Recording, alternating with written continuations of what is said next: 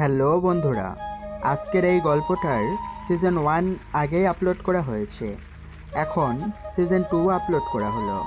আপনারা যারা সিজন 1 শোনেননি, ডিসক্রিপশনে লিংক দেওয়া আছে, অবশ্যই সিজন 1টা শুনে নেবেন। ধন্যবাদ সবাইকে। আল্লাহ হাফেজ। হ্যালো বন্ধুরা, আমি মাইতি। আমাদের ফাইজা স্টোরি চ্যানেলের সকল প্রকার পাঠগল্প পেতে এবং শুনতে আমাদের চ্যানেলটি সাবস্ক্রাইব করে আমাদের পরিবারের একজন হয়ে পাশে থাকুন। Thank you.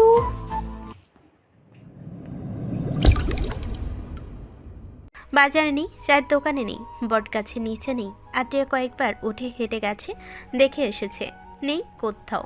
সে আবার বেঞ্চে ফিরে বসেছে। চায়ের একটা কাপ হাতে নেই, ঠান্ডা হয়ে গেছে, তবু এক চুমুক দেয় সে। তেতো লাগছে, রেখে দিল। বাজারের মানুষজন যার যার কাজে ব্যস্ত। কেউ সবজি কিনছে, কেউ চায়ের দোকানে আড্ডা দিচ্ছে, কেউ ভ্যানে উঠছে। আটিয়া একা বসে এদিক ওদিক তাকাচ্ছে। মাঝে মাঝে রাস্তার মুখের দিকেও তাকাচ্ছে, আবির আসছে কিনা দেখছে।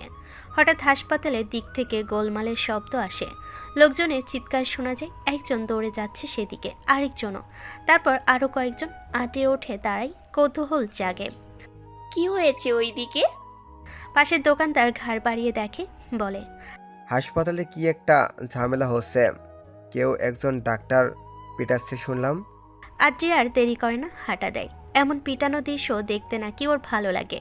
তারপর একটু জোরে হাঁটে, হাসপাতালের সামনে এসে থামে ও। বেশ বড় ভিড় জমেছে, মানুষ গোল হয়ে দাঁড়িয়ে কিছু একটা দেখছে। আদ্রিয়া ভিড় ঠেলে সামনে আসে, কোনোই দিয়ে জায়গা করে নেয়।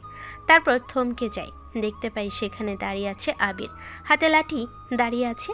সামনে সারি করে দাঁড়ানো কয়েকজন ডাক্তার আর এক গাদা দালাল, সবার মুখে ভয় দেখা যাচ্ছে। আবির বলল, শুনুন সবাই, কেউ কখনো দালালের খপ্পরে পড়বেন না। হাসপাতালে এসে কেউ বলবে বাইরে যান, বাইরে থেকে করান, সাথে সাথে বুঝবেন এরা দালাল। এদের সাথে যাবেন না, আপনার হক আদায় করুন। হাসপাতালে সেবা না পেলে সোজা পুলিশের কাছে যাবেন, মিডিয়ার কাছে যাবেন। চুপ করে থাকবেন না, চুপ থাকলে এরা আরও বাড়বে। ডাক্তার আপনাদের জন্যই আছে, পুলিশও আপনাদের জন্য। ঘুষ চাওয়ার সুযোগ দেবেন না। ঠিক কথা ভাই, একদম ঠিক। আবির ডাক্তারদের বলল, আর তোদের বলছি, তোরা মানুষ বাঁচানোর কাজ করিস। এই পেশায় আল্লাহ অনেক সম্মান দিয়েছে। ভালো চিকিৎসা দিলে মানুষ দোয়া করে, পরকালেও নেকি পাবি। আর তোরা কি করছিস?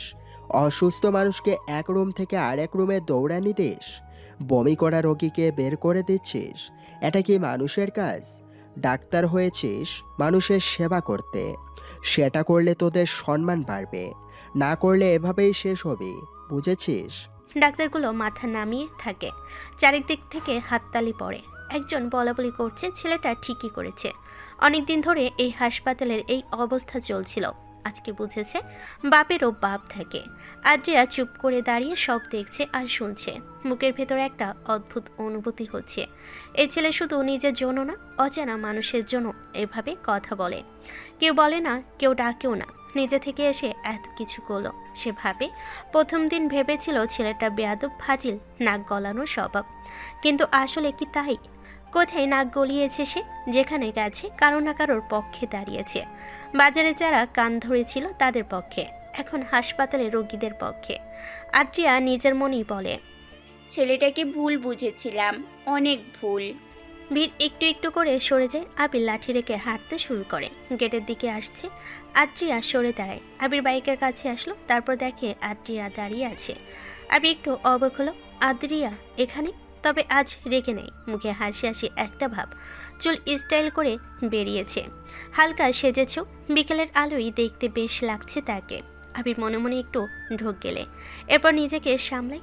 আদ্রিয়া এগিয়ে আসে, দুজনের মাঝে দূরত্ব কমে গেছে অনেকটা। আবির তার দিকে তাকিয়ে ধীরে ধীরে বলে, কোনো এক কবি বলেছিল, শরতের বিকেলে নাকি মেঘের প্রেমে পড়ে। আকাশ জুড়ে ভেসে বেড়ানো সেই সাদা মেঘের চঞ্চলতা, তার অবাধ বিচরণ, তার রূপ বদলের খেলায় নাকি বিকেলের মন কেড়ে নেয়। মানুষের প্রেমও বোধ হয় ঠিক তেমনই। কেউ প্রেমে পড়ে চোখের গভীরতায়, আবার কেউ কণ্ঠের মায়ায়, আবার কেউ হারিয়ে যায় এক টুকরো হাসির কাছে। পৃথিবীর সবচেয়ে সুন্দর দৃশ্যগুলো একটি হলো প্রিয় মানুষের মুখে ফুটে ওঠা হাসি। নারী রাগে সুন্দর হতে পারে, অভিমানে আরও রহস্যময় হতে পারে, কিন্তু তার হাসির সৌন্দর্যের সাথে কোনো কিছুরই তুলনা চলে না। সেই হাসিতে থাকে মায়া, থাকে হাজারো না বলা গল্প। তোমার হাসিটাও ঠিক তেমনই। যখন তুমি হাসো, চারপাশের কোলাহল মুছে যাচ্ছে। তোমাকে দেখলে মনে হচ্ছে কিছু মানুষকে ভালো লাগার জন্য কোনো বিশেষ কারণ লাগে না, তাদের উপস্থিতি যথেষ্ট। তাদের একটুখানি হাসি, একটুখানি কথা হৃদয়ের ভেতরে অদ্ভুত এক আলো জ্বালিয়ে দেয়। সেই আলো নিভে না, বরং দিন দিন উজ্জ্বল হতে থাকে। তা মেয়ে, তুমি কার প্রেমে পড়ে হাসছো শুনি? আদ্রিয়া কথাগুলো শুনে মন দিয়ে। সারাদিনে অস্থিরতা, আবিরকে না দেখার আক্ষেপ, জমে থাকা রাগ, বকার আবেগ সব যেন এক মুহূর্তে মিলিয়ে গেল। এই ছেলে কি সত্যি জাদু জানে? কথার জাদু? এভাবে কেউ কথা বলে? এভাবে বলে প্রেমে না পড়ে থাকা যায় কিভাবে? আদ্রিয়া টের পাই গাল গরম হয়ে উঠছে লজ্জাতে। বুকের ভেতর কিছু একটা ধুকপুক করছে। সে চোখ নামিয়ে নেয়, তারপর আবার তোলে, আবার নামেই। কি বলবে খুঁজে পাচ্ছে না সে। আবির বলে, কিছু বলবে? হ্যাঁ মানে না। না মানে প্রশ্ন করলাম, উত্তর দাও। কোন প্রশ্ন? তুমি কার প্রেমে পড়ে হাসছো? আমি কারোর প্রেমে পড়িনি। মুখে বলছো পড়িনি, কিন্তু গাল লাল কেন? আদ্রিয়া সাথে সাথে দু হাতে গাল ঢাকে, তারপর গলাটা ঠিকঠাক করে বলে, লাল হয়নি, রোদের কারণে এমন লাগছে। এই বিকেলে রোদ কোথায়? আপনি তো দেখছি অনেক প্রশ্ন করেন। তুমিও তো সব সময় রাগ করো, আজ রাগ নেই কেন? রাগ করলে নাকি ক্যাঙ্গারুর মতো লাগে, তাই রাগ কমিয়েছি। আবির একটু অবাক হয়। ক্যাঙ্গারু? এটা কি আবার? দ্রুত প্রশ্ন করলো। ক্যাঙ্গারুর কথা কে বলল? মা। তোমার মাও একই কথা বলেছেন। হুম। আর তখনই বুঝলাম আপনি আসলে ঠিকই বলেছিলেন, আমি ভুল বুঝেছিলাম আপনাকে। এখন ঠিকমতো বুঝেছ? হুম। আজকে এখানে যা করলেন দেখলাম সব। কতক্ষণ ধরে দেখছিলে? শুরু থেকেই ভিড়ের মধ্যেই ছিলাম। আবির একটু ভুরু কুচকে তাকালো আদ্রিয়ার দিকে। মেয়েটা তো দেখি খুবই চালাক। আবির বলল, ভিড়ের মধ্যে দাঁড়িয়ে দেখলে কেন? সামনে আসলে না কেন? কারণ তখন আপনাকে দেখে ভালো লাগছিল, সামনে গেলে সেটা বলতে হতো, বলতে চাইনি। এখন বলছো? এখন বলছি কারণ এখন আর লুকিয়ে রাখতে ইচ্ছে করছে না, তাই। আদ্রিয়া চোখ তোলে, সরাসরি আবিরের চোখে তাকায়, তারপর বলল, যে আপনাকে দেখলে ভালো লাগে। আবির কিছু বলে না, শুধু তাকিয়ে থাকে। আদ্রিয়া প্রশ্ন করলো, এমন কিছু বলবেন না। তুমি কি পিটানোর জন্য আমাকে মুরগি বানাচ্ছ? হুম। এমনি আপনাকে সকাল থেকে খুঁজছিলাম। সকাল থেকে? হুম। বাজারে বসেছিলাম কতক্ষণ? সকাল 9টা থেকে। আবির একটু অবাক হয়। এখন প্রায় 4টা বেজে গেছে। এই মেয়ে কি পাগল? 9টা থেকে এখন বিকেল 4টা, 7 ঘন্টা। আপনি সেটা গুনতে বসলেন কেন? কারণ 7 ঘন্টা অপেক্ষা করা কম কথা না। অপেক্ষা করিনি, এমনিই ছিলাম। এমনি 7 ঘন্টা বাজারে বসে থাকে কেউ? আমি থাকি। আগেও কখনো থেকেছ? আদ্রিয়া চুপ করে থাকে। আবির একটু সরে আসলো আদ্রিয়ার কাছে, তারপর বলল, উত্তর দাও। না, থাকিনি। তাহলে আজ কেন? আদ্রিয়া একটু মুখ সরিয়ে নেয়। লজ্জা পাচ্ছে সে। জীবনে কখনো আদ্রিয়া কারোর সাথে কথা বলার জন্য লজ্জা পায়নি। সে বলল, জানি না। জানো, বলতে চাইছো না। ঠিক আছে, আপনাকে দেখতে চাইছিলাম। সন্তুষ্ট? হুম, সন্তুষ্ট। ঠিক তখনই পেছন থেকে নাফিসের গলা আসে। আবির, দুজন ঘুরে তাকাই। নাফিস আসছে, পাশে রুবাইয়া বেগম। কোনো রকমে হাঁটছেন তিনি। শরীর দুর্বল তার, কিন্তু চোখ দুটো সজাগ, চারিদিকে তাকাচ্ছে। আবির সাথে সাথে এগিয়ে যায়, বলল, নাফিস, তুই মাকে এখানে আনলি কেন? ফ্যান দেখতে বললাম না? তোকে দেখে চাচি নিজেই আসতে চাইলো। বলছি মেয়েটা কি আবির কার সাথে কথা বলছে দেখবো। রুবাইয়া বেগম সামনে তাকালো। আবিরের পাশে দাঁড়ানো মেয়েটাকে দেখে সেজেছে মেয়েটা, চুল স্টাইল করা, মুখটা গোল, ফর্সা, দেখতে কিউট। রুবাইয়া বেগমের ঠোঁটে হাসি আসে, চোখ দুটো উজ্জ্বল হয়, সাথে সাথে বলে, এটা কে, আবির? আবির একটু থতমত খায়, কি বলবে বুঝতে পারে না, জলদি বলে, কেউ না মা, মানে পরিচিত। পরিচিত নাম না কি মা তোমার? আদ্রিয়া সামনে এগিয়ে আসে, ভদ্রভাবে বলে, আসসালামু আলাইকুম আন্টি, আমি আদ্রিয়া। ওয়ালাইকুম আসসালাম মা, নামটা কি মিষ্টি, তুমি দেখতেও মিষ্টি। কাপা কাপা হাতটা বাড়িয়ে দেয়। আদ্রিয়া দুহাত ধরে তার। রুবাইয়া বেগম আদ্রিয়াকে একটু ভালো করে দেখে, তারপর আবিরের দিকে তাকিয়ে বলল, মেয়েটা দেখতে সুন্দর রে আবির। মা, তোমাকে বিশ্রাম নিতে হবে। নাফিস, প্রেসক্রিপশন রেখে মাকে নিয়ে যা, আমি আসছি মেডিসিন নিয়ে। নাফিস তাকে ধরে ভ্যানের কাছে আনলো। রুবাইয়া বেগম যেতে যেতে আরেকবার আদ্রিয়ার দিকে তাকায়, মুচকি হাসে। আদ্রিয়া আবিরের দিকে ঘুরে, তারপর বলে, মায়ের সাথে আরেকটু কথা বলতে চাইছিলাম, আপনি চলে যেতে বললেন কেন শুনি? কথা বলার বয়স হয়নি এখনো, আর এভাবে সেজেগুজে আসবে না সামনে। মায়েদের সামনে তো কখনো না।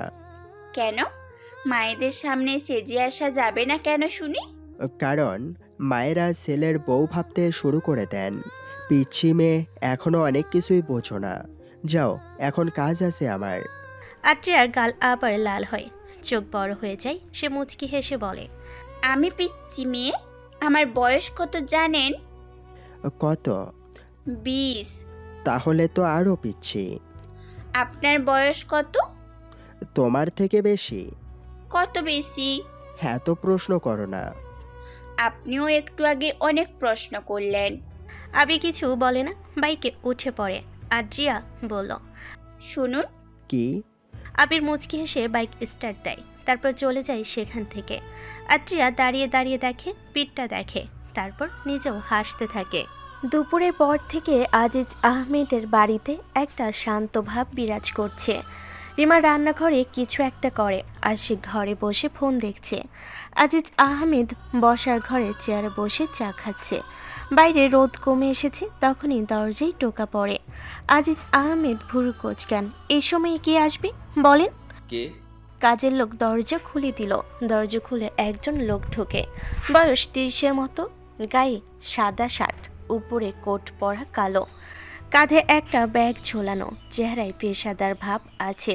নাম তার মাসুম। আসসালামু আলাইকুম, আপনি কি আজিজ আহমেদ? জি। কে আপনি? কেন এসেছেন, কি চান? লোকটা সামনে এগিয়ে আসে, হাত বাড়িয়ে একটা কার্ড দেয়, তারপরে বসার অনুমতি নিয়ে বসতে বসতে বলল, স্যার, আমি প্রপার্টি অ্যাডভোকেট মাসুম, ঢাকা থেকে এসেছি। আজিজ আহমেদ হাত মেলান, কিন্তু চোখে সন্দেহ কাজ করে। কার্ডটাও নেই, সে বলে, ঢাকা থেকে? কি ব্যাপারে? স্যার, আনাস আহমেদ আপনার ভাই। আজিজ একটু থামে, হাত থেকে চাটা রেখে ভুরকুচকে তাকালো, তারপর বলে, না। কেন? হো, কিন্তু আপনার নামে তো জমি দখলের মামলা করেছেন তিনি, আপনাদের নোটিশ দিতে এসেছি। আজিজ আহমেদ চেয়ার থেকে উঠে দাঁড়ালো। কি বললেন? মামলা? জি স্যার, মামলা শুনানি এই মাসের 5 তারিখে, মানে 4 দিন পর। আপনাদের আইনিভাবে জানানো হচ্ছে, যদি কোর্টে উপস্থিত না থাকেন কিংবা কোনো ধরনের ঝামেলা করেন, পুলিশ দিয়ে আনা হবে। আমি কারো জমি দখল করিনি। এটা কি বলছেন আপনি? মাসুম ফাইল খুলে কয়েকটা কাগজ বের করে তার দিকে বাড়িয়ে বলল, স্যার, জমি দখল জোরপূর্বক দখলের কারণে আপনাদের শাস্তি পেতে হবে। ভূমি অপরাধ প্রতিরোধ ও প্রতিকার আইন 2023 ধারা 7 অনুযায়ী জমি দখলের প্রমাণ পেলে 2 বছরের জেল এবং অর্থদণ্ড। আমার কাছে প্রমাণ আছে, পেপারস আছে, স্ট্যাম্পে লিখিত আছে যে টাকার বিনিময়ে আনাস আমাকে জমি দিয়েছে। মাস্টার আজিজ, এই যে বলেন তাকে চিনেন না, এখন বলেন লিখে নিয়েছিলেন। আপনার কথার ফ্যান হয়ে গেলাম মিস্টার আজিজ সাহেব। তবে ভিকটিমের কাছ থেকে টাকা পাবেন ভালো কথা, তাই বলে জমি দখল করে রাখবেন? টাকা ফেরত দিলে জমি ফিরিয়ে দিবেন, এইটাই নিয়ম। তাহলে আপনাকে কোর্ট পর্যন্ত টেনে আনতে হতো না। আর স্ট্যাম্পে থাকলেও পর্চায় দেখা গেছে আপনার নামে বাবার থেকে পাওয়া 20 বিঘার বেশি জমি নেই। 3 ভাই পেয়েছেন 20 বিঘা করে, ভিটামার জমি সব মিলিয়ে আলাদা আলাদা করে। রেজিস্ট্রেশনও সেটাই বলছে। আনাস আহমেদের জমি এখনও তার নামেই পর্চায় আছে। আপনি ভোগ করছেন, কিন্তু মালিকানা বদলায়নি। আজিজ আহমেদ চুপ করে থাকে। কথাগুলো সত্যি, জমি লিখিয়ে নিতে পারেননি, আনাস রাজি হয়নি, মারধর করেও কাজ হয়নি। ভেবেছিল আনাসের পক্ষে কেউ আসবে না, বাড়িতে বউ অসুস্থ, ছেলে তার মেয়ের সাথে বিয়ে দিয়েছে, জমি সব তার থাকবে, এভাবে জমি ভোগ করতে থাকবে সব সময়। বড় ঝামেল হলে এমপির সাহায্যে উকিল ধরে সব চুপ করিয়ে দিবে, এবারও সেটাই করতে হবে। আজিজ আহমেদ গলা শক্ত করে। আচ্ছা, আমি দেখছি, আমার উকিল আছে। অবশ্যই দেখুন, সেটা আপনার অধিকার, তবে জরিমানা গুনে রাখবেন। ঠিক তখনই রিমা আর আশিক বের হয়ে আসে, কথাবার্তা শুনে দুজনেই এসেছে। কি হয়েছে বাবা? জমির উকিল এসেছে। আনাস আর আবির মিলে কেস করেছে আমার নামে। আশিক, তোর ভাইকে থামা। মাসুম রাফাত আশিকের দিকে তাকালো, ফাইল থেকে আরেকটা কাগজ বের করে বলল। আপনি কি আশিক আহমেদ? আশিক একটু থতমত খায়, সে আবার কি করলো? জি, কেন? ও, ভালোই হলো পেলাম আপনাকে। এটা নিন, আপনার নামেও কেস আছে। আনাস আহমেদ অভিযোগ করেছে যে তার বড় ছেলে জোর করে ছোট ছেলেরও জমি নিয়ে নিয়েছে। তিনি ভাগ করার আগেই আপনি নিয়েছেন। কেসটা করেছেন আবির আহমেদ। নোটিশ আপনার জন্য আছে। সবার সাথে আদালতে দেখা হচ্ছে। কাগজটা আশিকের হাতে দিয়ে মাসুম সোজা হয়ে দাঁড়ালো, তারপর বলল। আচ্ছা, তাহলে আসি। 4 দিন পর কোর্টে দেখা হবে। ভালো থাকবেন। মাসুম চলে যায়, দরজাটা বন্ধ হলো। ঘরে 3 জন চুপ করে দাঁড়িয়ে থাকে। রিমার হাত থেকে কাগজটা পড়ে যায়। আশিক নোটিশটার দিকে তাকিয়ে আছে। আজিজ আহমেদ চেয়ারে বসে পড়ে। রিমা প্রথমে কথা বলে। আবির এত কিছু করেছে, এই ছেলে গ্রামে আসতে না আসতেই উকিল ধরে ফেললো। আশিক চুপ করে থাকে। আজিজ আহমেদ উঠে ফোন বের করে নম্বরে ডায়াল করে। আরিফ, শুনেছিস আনাস শুয়োরের বাচ্চা কি করেছে জানিস? আমাদের সবার নামে জমি দখলের কেস দিয়েছে। শুয়োরের বাচ্চাটা মরল না, মরলে সব দখল করতাম। এখন কি হবে? ওপাশ থেকে আরিফের গলা আসে, রাগে কাঁপছে। সে বলে। কি, আমি যাচ্ছি এখনই ওদের বাড়ি, দেখি ওর এত বড় সাহস। যা তো, আমি আসছি। ফোন কাটে আজিজ আহমেদ। এদিকে আনাসদের বাড়িতে তখন অন্য দৃশ্য। বাড়ির পেছনে মিস্ত্রি কাজ করছে, দেওয়ালে রং হচ্ছে, ভাঙা জায়গাগুলো ঠিক হচ্ছে ইট দিয়ে। আবির নিজে দাঁড়িয়ে দেখছে কোথায় কি করতে হবে। আরেকটা রুম বানাচ্ছে সে। নাফিস পাশে আসছে। রুবাইয়া বেগম উঠোনে একটা চেয়ারে বসে আছে। শরীর এখন অনেকটা ভালো, মুখে রং ফিরেছে। আবির মাকে বাইরে বসিয়ে একটু রোদ লাগানোর জন্য হঠাৎ বাড়ির সামনে থেকে ডাক আসে। আনাস ভাই, ওই আনাস ভাই, বের হয়ে আয়। গলাটা চেনা যাচ্ছে না। আবির মিস্ত্রিকে বলে একটু থামতে। কান পাতে সে। আরিফ এসেছে। আনাস ভাই, এত বড় সাহস তোর, আমাদের নামে কেস করছিস? বের হয়ে আয়, আজ তোকে মেরে ফেলবো, তোর বাড়ি সব ভেঙে চুরে ফেলবো। আনাস ভেতর থেকে বের হয়।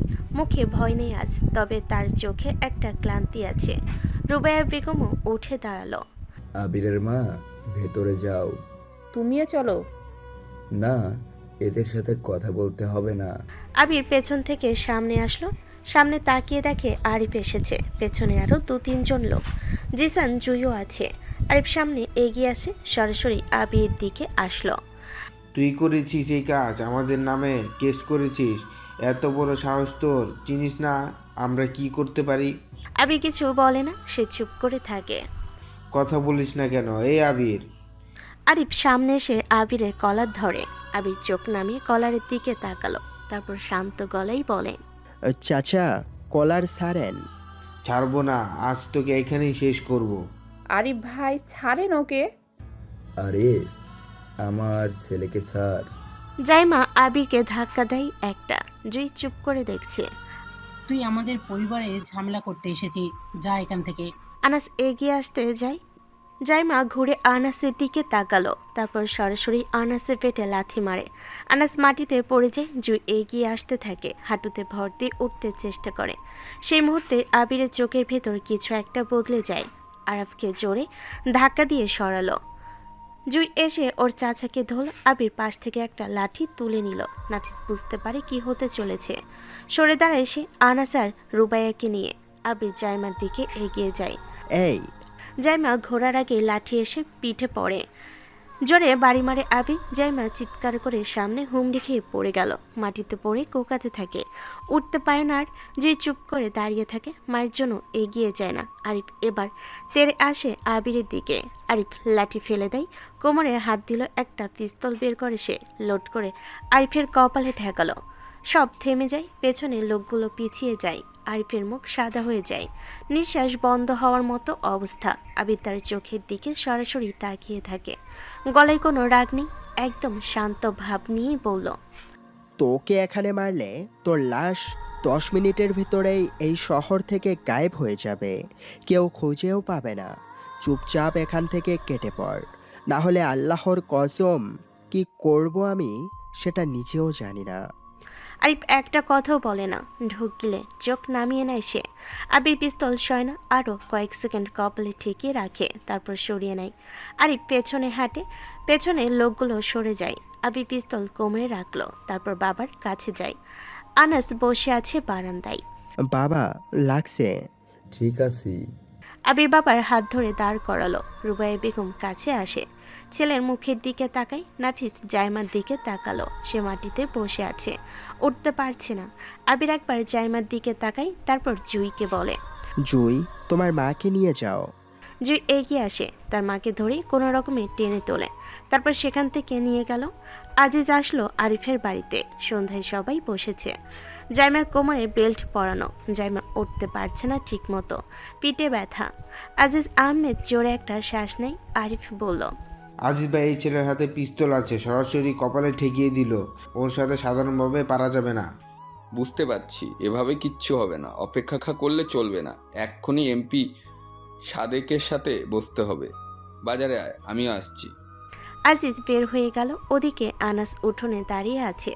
আবির পিস্তল কোমরে রেখে মিস্ত্রির দিকে ঘুরেছে। কাজ চালু করো। মিস্ত্রিরা আবার কাজ শুরু করে। আনাস ছেলের কাছে আসলো।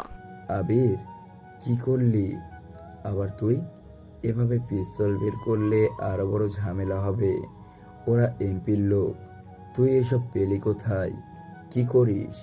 বাবা, চুপ করো, এটা খেলনা জিনিস, ভয় দেখানোর জন্য কিনেছি। জানতাম এমন কিছু হবে, তাই আর কি। তোমার এত ভাবতে হবে না, তুমি শুধু শুয়ে বসে থাকবে, ব্যাস। যাও, বাকি কাজ আমি করব। আনাস কিছু বলতে চাই, রুবাইয়া বেগম স্বামীর হাত ধরে বলল, চলো ভেতরে যাই, ছেলে বলেছে সে দেখবে। আনাস আর কথা বাড়ায় না, ভেতরে যান। নাফিস আবিরের পাশে আসে, বলল, দোস্ত, এরপর কি হবে বলতো? এমপির সাথে গেলে তো ঝামেলা বাড়বে। আবির কিছু বলে না, শুধু মুচকি হাসে। এদিকে শহরের ভেতরে মুন্নার অফিসে অন্য দৃশ্য। মুন্না চেয়ারে বসে আছে, সামনে টেবিলে রাখা চা ঠান্ডা হয়ে গেছে তার। ফোনে কিছু একটা দেখছিল সে, দেখছিল আজকের হাসপাতালে যে ঘটনা ঘটেছে তার ভিডিও। তখন দরজা খুলে দুজন লোক ঢোকে, মুখ দেখে বোঝা যায় ঝামেলায় আছে। একজনের পিঠে ব্যথায় ব্যান্ডেজ, আরেকজনের মুখ ফুলে উঠেছে।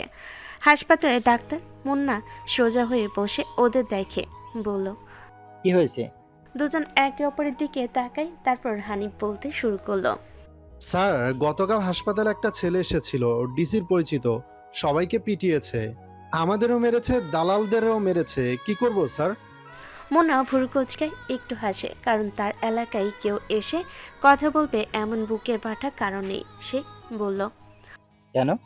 স্যার, ওর মার রিপোর্ট করাতে এসেছিল, আমরা বাইরে পাঠাচ্ছিলাম, রাগ করে সবার ব্যান্ড বাজালো। মুন্না চেয়ারে হেলান দেয়, ব্যাপারটা বোঝার চেষ্টা করে। তার ল্যাব আছে হাসপাতালে, ডাক্তাররা রোগী পাঠায় সেখানে, রিপোর্ট বানায়, বাড়তি টাকা রাখে, ডাক্তাররা কমিশন পায়, দালালরাও পায়। এই সিস্টেম বছরের পর বছর চলছে, কেউ কিছু বলেনি কোনো দিন। এই ছেলে এসে সেটা বন্ধ করে দিল। না না, বলেছিল একটা পুলিশ বলেছিল 3 বছর আগে পুলিশটাকে মেরে ফেলে মুন্না, বাজারে টাঙ্গিয়ে রেখেছিল। এরপর মুন্নার বিরুদ্ধে কেউ কখনো কথা বলার সাহস পায়নি। মুন্না বলল, কে করেছে বললি? নাম আবির? সে কে? জানি না স্যার, কোথা থেকে এসেছে বলেনি, কিন্তু ডিসি নিজে ফোন করেছিল, মানে বড় কেউ হবে। মুন্না কিছুক্ষণ চুপ থাকে। তার এরিয়াতে বড় কেউ আসবে সে জানলো না। আচ্ছা, আমি খোঁজ নিচ্ছি, দেখি সে কে। বেশি প্যারা নিও না, গোপনে কাজ চালাও, দরকার হলে তাকে সরিয়ে দেব। ডাক্তার দুজন মাথা নাড়িয়ে বের হয়ে যায়। মুন্না চেয়ারে বসে ভাবতে থাকে। আবির। নামটা মাথায় ঘুরছে, কেই ছেলে। তখনই ফোন বাজে, স্ক্রিনে তাকিয়ে দেখে বাবার নাম্বার। এমপি সাদেক মুন্না দ্রুত উঠে পড়ে। ফোন ধরতে ধরতে অফিস থেকে বের হয়ে পরের দিন বাজারে সকালের রোদ তখন একটু নরম। চায়ের দোকানগুলোতে লোকজন বসেছে। আবির এসে বসেছে বটগাছের নিচে, চায়ের কাপ হাতে। নাফিস পাশে। দুজন চুপচাপ বসে আছে। ফেরিওয়ালা আসছে, সবজিওয়ালা আসছে, স্কুলের বাচ্চারা যাচ্ছে। হঠাৎ একটা দল আসে। আদ্রিয়া সামনে, পেছনে তানিয়া, রিয়া, মিম। তানিয়া আবিরকে দেখে থমকে যায়, আবার আবিরের বন্ধুরাও ওদের দেখে। আদ্রিয়া, ওই দেখ আবির বসে আছে, চল অন্যদিকে যাই।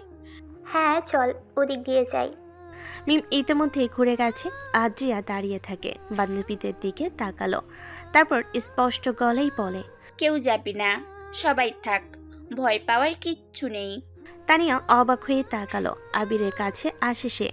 আবিরের বন্ধুরাও যেতে চায়। আদ্রিয়া সবাইকে বসতে বলল। তানিয়া অবাক হয়ে বলল, আদ্রিয়া, তুই কি কিছু বলছিস? বললাম থাকো, ওইদিকে যাওয়ার দরকার নেই। বান্ধবীরা একে অপরের দিকে তাকালো। যে মেয়ে সবাইকে পিঠাই, আজ সে মেয়ে সবার সাথে কথা বলছে। কিছু বুঝতে পারছে না ওরা। আদ্রিয়া এগিয়ে যায়। আবির মুচকি হাসে। আবির নাফিসকে ইশারা করে বোঝায়, ফুল আন একটা, তাড়াতাড়ি। নাফিস উঠে যায়। আদ্রিয়া এসে আবিরের বাইকের সামনে দাঁড়ালো। বাইকটা বটগাছের পাশে রাখা। ওর বান্ধবীরা সরে গেছে, আবিরের বন্ধুরাও সরে গেছে ইচ্ছে করে। আদ্রিয়া একটু দেখে তারপর বাইকের উপর বসে পড়ে, পা দুটো ঝুলিয়ে দেয়। আজ সে একটু আলাদাভাবে এসেছে। হালকা সবুজ রঙের কামিজ পরেছে, গলায় ছোট্ট একটা চেন, কানে ছোট্ট দুটো দুল, চুল পেছনে বেঁধেছে একটু উঁচুতে, কপালে দুপাশে দুটো চুল বেরিয়ে এসেছে, বাঁধা পড়েনি। হালকা লিপস্টিক, চোখে কাজল। বিকেলের আলো পড়লে মনে হতো পেন্টিং থেকে বেরিয়ে এসেছে। সকালের রোদও কম না। আবির একবার দেখে চোখ সরিয়ে নেয়। মিস্টার, আপনাকে পাওয়া যায় না কেন? আমাকে খোঁজার কারণ কি? আমার মতো একটা ছেলেকে তোমার মতো মেয়ে খুঁজবে? হ্যাঁ খুঁজবে, কি সমস্যা? সমস্যা অনেক জটিল। আমার জীবনটা একটু ঘুরপাক খাচ্ছে। প্রেমে পড়নি তো? এত সহজে আদ্রিয়া প্রেমে পড়ে না, আর যদি পড়েও আপনাকে নিয়েই পড়বো। আমি পড়বো না। মেয়ে মানুষ খুবই খারাপ। কেন? এমনি। এমনি মানে? কারণটা বলুন। বললে ব্যাপারটা সহজ হয়ে যায়। সহজ জিনিসে মজা নেই। আদ্রিয়া একটু হাসে। সে ঠিকমতো বসে পড়ল। আপনি অদ্ভুত। তুমিও সকাল থেকে বাজারে বসে থাকো, আমাকে খোঁজো। এটা কি স্বাভাবিক? আপনিও তো অস্বাভাবিক কাজ করেন, হাসপাতালে গিয়ে ডাক্তার পেটান। সেটা দরকার ছিল। আমি জানি, দেখেছি সব কিছু। ভয় লাগেনি? না, বরং ভালোই লেগেছে। কি ভালো লেগেছে? আদ্রিয়া একটু মাথা কাত করে, তারপর আবিরকে দেখে বলে, আপনাকে? আবির চোখ সরিয়ে নেয়, চায়ের কাপে চুমুক দেয়। আদ্রিয়ার জন্য একটা চা আসলো। আদ্রিয়া সেটা হাতে নেয়। আবির বলে, সহজে কথা বলো। আপনিও তো সহজে বলেন না। কেন মেয়ে মানুষ খারাপ সেটা বললেন না? সেটা অন্য গল্প। একদিন বলবেন। দেখা যাক। দুজন চুপ করে থাকে। বাজারে লোকজনের কোলাহল চলছে। বান্ধবীরা একটু দূরে দাঁড়িয়েই দেখছে। তানিয়া অবাক হয়ে রিয়াকে বলছে, এটা কি হচ্ছে? তখন নাফিস ফিরে আসে, হাতে একটা ফুলের তোড়া, সেদিনের থেকেও বড়, লাল আর সাদা মিশলে, বেশ সুন্দর করে বাঁধা। আবির তোড়াটা নেয়, তারপর আদ্রিয়ার দিকে তাকিয়ে বলে, জানো, তোমাকে আজ দেখে একটা কথা মনে হলো। কি? সবুজ রংটা তোমার গায়ে কেন এত মানাচ্ছে? যেন রংটা তোমার জন্যই বানানো হয়েছিল। চুলটা বেঁধেছ উঁচু করে, কপালের পাশে দুটো চুল বেরিয়ে আছে, ওগুলো সরাওনি কেন? ভুলে গিয়েছিলাম। সরিও না, ওইগুলো থাকলে ভালো লাগছে। কানের দুলটা ছোট বেছেছ, ঠিকই করেছ, বড় হলে মিলতো না। আর ওই চেইনটা কোথা থেকে পেলে? আদ্রিয়া একটু অবাক হয়। আবির তাকালো, কখন বুঝতে পারেনি, তবে সবই লক্ষ্য করেছে। মা দিয়েছিল ঈদে। তোমার মায়ের চোখ ভালো। আদ্রিয়া হাসে। আবির তোড়াটা সামনে বাড়িয়ে ধরে, তারপর বলে, এটা নাও। আদ্রিয়া তোড়াটার দিকে তাকালো, তারপর আবিরের দিকে। কেন দিচ্ছেন? কারণ তুমি এসেছো। শুধু এইটুকুই কারণ? আর কতটুকু লাগে? আদ্রিয়া ধীরে ধীরে তোড়াটা নেয়, ফুলগুলো নাকের কাছে নেয়, চোখ বন্ধ করে গন্ধ নিল সে, তারপর বলল, আপনি জানেন আমার পছন্দের ফুল কোনটা? জানি না, কিন্তু লাল আর সাদা তোমার গায়ের রঙের সাথে মেলে, তাই এটা দিলাম। আদ্রিয়া চোখ খুলে আবিরের দিকে তাকাই, তারপর বলল, আপনি কি সবসময় এভাবে কথা বলেন? কিভাবে? এভাবে, যেভাবে বললে চুপ করে থাকা ছাড়া আর কিচ্ছু করার থাকে না আমার। আবির মুচকি হাসে, নাফিসও হাসে, বেটা মজা নিচ্ছে। তুমি চুপ করে থাকলে ভালো লাগে, রাগলে ক্যাঙ্গারু, হাসলে মানুষ। আদ্রিয়া চোখ ছোট করে তাকাই, তারপর বলল, আবারও ক্যাঙ্গারু? মা বলেছে আমি না, তবে আমি আজ বললাম, দুজন মিলে বললে সত্যি হয়। আদ্রিয়া হাসতে হাসতে ফুলের তোড়টা বুকে জড়িয়ে ধরে, দূর থেকে তানিয়া রিয়াকে ঠেলা দেয়। দেখলে আজিয়া হাসছে। কত বছর পর দেখলাম এভাবে হাসতে। জুই কলেজ থেকে বের হয়, কলেজের গেট দিয়ে বের হয়ে রাস্তায় পা দিতেই সামনে দুটো ছেলে এসে দাঁড়ালো। তারা আরিয়ান আর রাগচান। আজ ওদের সাথে জিসান নেই, কারণ জিসান এখন হাসপাতালে। আরিয়ান চেয়ারম্যানের ছেলে, তাই ওর বাপের একটা দাপট আছে। এলাকায় সবাই চেনে, বাপের টাকাই বড় হয়েছে, বাপের প্রভাবে সাহস পেয়েছে। মেয়েদের বিরক্ত করা যেন ওর রোজকার কাজ। কলেজের মেয়েদের নিয়ে এটা ওটা বলে বেড়ায়, কেউ কিছু বলে না, বলবেই বা কি। একদিন কেউ বলেছিল তাকে ধরে চেয়ারম্যানের লোক এসে পিটিয়ে যায়। সেখানে মুন্নাও ছিল, যে ওদের দেখে থামে, একবার পাশ কাটিয়ে যেতে চাই। আরিয়ান সামনে এসে দাঁড়ালো, একটু এসে বলে, কিরে দুই সোনাম, এত তাড়া কিসের তোমার? কলেজ থেকে বের হতে না হতে একদম পাখির মতো উড়ে চলে যাচ্ছ যে? আমাদের সাথে একটু মিষ্টি মুখে কথা বললে কি তোমার রূপ কমে যাবে নাকি? তোমরা আমার সামনে থেকে সরো, বাজারে প্রতিদিন আমার পথ আটকাও, আজ কলেজের সামনে চলে এসেছ, তোমাদের একটু লজ্জা করে না? দয়া করে আমার রাস্তা ছাড়ো, আমি বাড়ি যাব। আরে বাড়ি তো যাবাই সোনাম, তবে একা একা এই গরমে কষ্ট করে লাভ কি? আমাদের বাইকের পেছনে উঠে বসো, তোমাকে আগে এসি রুমে নিয়ে যায়। তোমার এই ফর্সা চমৎকার ফিগারটা জাস্ট দেখার মতো হয়েছে। রুমে নিয়ে একটু দেখবো, এমন নরম শরীর রোদে পুড়িয়ে নষ্ট করবে কেন? আমাদের সাথে একটা রাত কাটিয়ে দেখো, দুনিয়ার সব সুখ তোমার পায়ের কাছে এনে দেব। আরিয়ানের মুখে এমন কুৎসিত কথা শুনে জুয়ের পুরো শরীর রাগে আর ঘেন্নায় কাঁপতে থাকে। তার চোখ দুটো অপমানে ভিজে ওঠে। সে নিজের ভেতরে ভয়টা আড়াল করে ঝাড়ি দিতে বলে, মুখ সামলে কথা বল আরিয়ান। তোর কি মানুষ নাকি পশুর চেয়ে অধম? একটা মেয়ের শরীর নিয়ে এমন নোংরা কথা বলতে তোদের একটু বাধে না? আল্লাহ তোদের শাস্তি দিবে দেখিস। আমার সামনে থেকে যদি এক্ষুনি না সরিস, তবে আমি চিৎকার করে মানুষ জড়ো করবো। আবে রাখ তোর ওই আল্লাহর গজব। এই মেঘনাডাগায় আরিয়ানের বাপের উপরে কোনো গজব নাই। তুই চিল্লায়া মানুষ জড়ো করবি? কর না দেখি, কার এত বড় বুকের পাটা আছে যে চেয়ারম্যানের ছেলের সামনে এসে হিরো সাজবে? তোর ওই টাইট ফিগারের জামাটা দেখলে আমাদের কলিজা এমনিতেই শেষ হয়ে যায়। তার চেয়ে চল আজ আমাদের সাথে গিয়ে একটু আনন্দ করবি, অনেক টাকা দেবো তোরে। সর সামনে থেকে বেয়াদবরা। বেয়াদব? আমি বেয়াদব? জানিস আমার বাবা কে? জানি, চেয়ারম্যানের ছেলে, তাতে কি? তাতে অনেক কিছু। এই এলাকায় আমরা যা চাই তাই হয়। তুই রাজি হলে ভালো, না হলেও নিয়ে যাব। জয় পাশ কাটিয়ে যেতে চাই, আরিয়ান হাত ধরে আটকালো তাকে। কোথায় যাচ্ছিস? আমাদের কথা তো শেষ হয়নি সোনাম।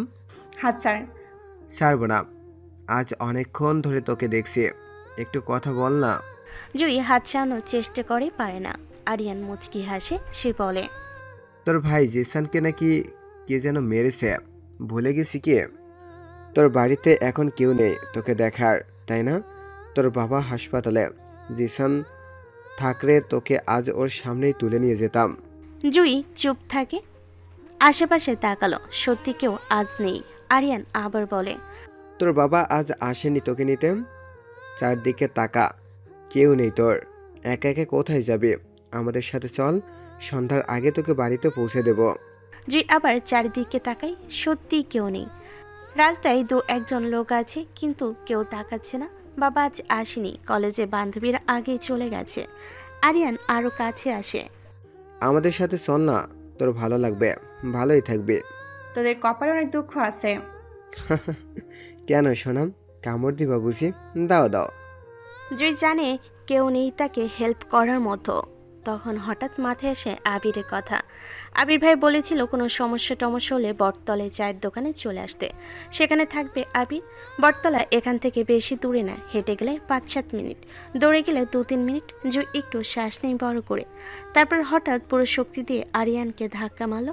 আরিয়ান একটু টলে পড়ে যেতে থাকে, রাফসানোকে ধরে সামলাই। সেই সুযোগে নিজের ব্যাগটা শক্ত করে চেপে ধরে এক দৌড় দিল জুই। সে কোনো দিকে না তাকিয়ে শুধু বটতলার চায়ের দোকানের দিকে ছুটতে থাকে। জুইকে এভাবে পালাতে দেখে আরিয়ান রাগে চিৎকার করে ওঠে।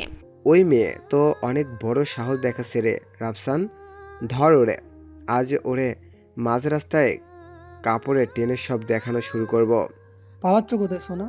আজ আমাদের হাত থেকে পালাতে পারবে না তুমি। আজ তোমার ওই ফর্সা শরীর আমার বিছানায় যাবেই। দাঁড়িয়ে না থেকে ধর। আরিয়ান আর রাফসান পেছনে দৌড়ানো শুরু করে। পালিয়ে লাভ নেই সোনাম, আজ পালাতে পারবি না।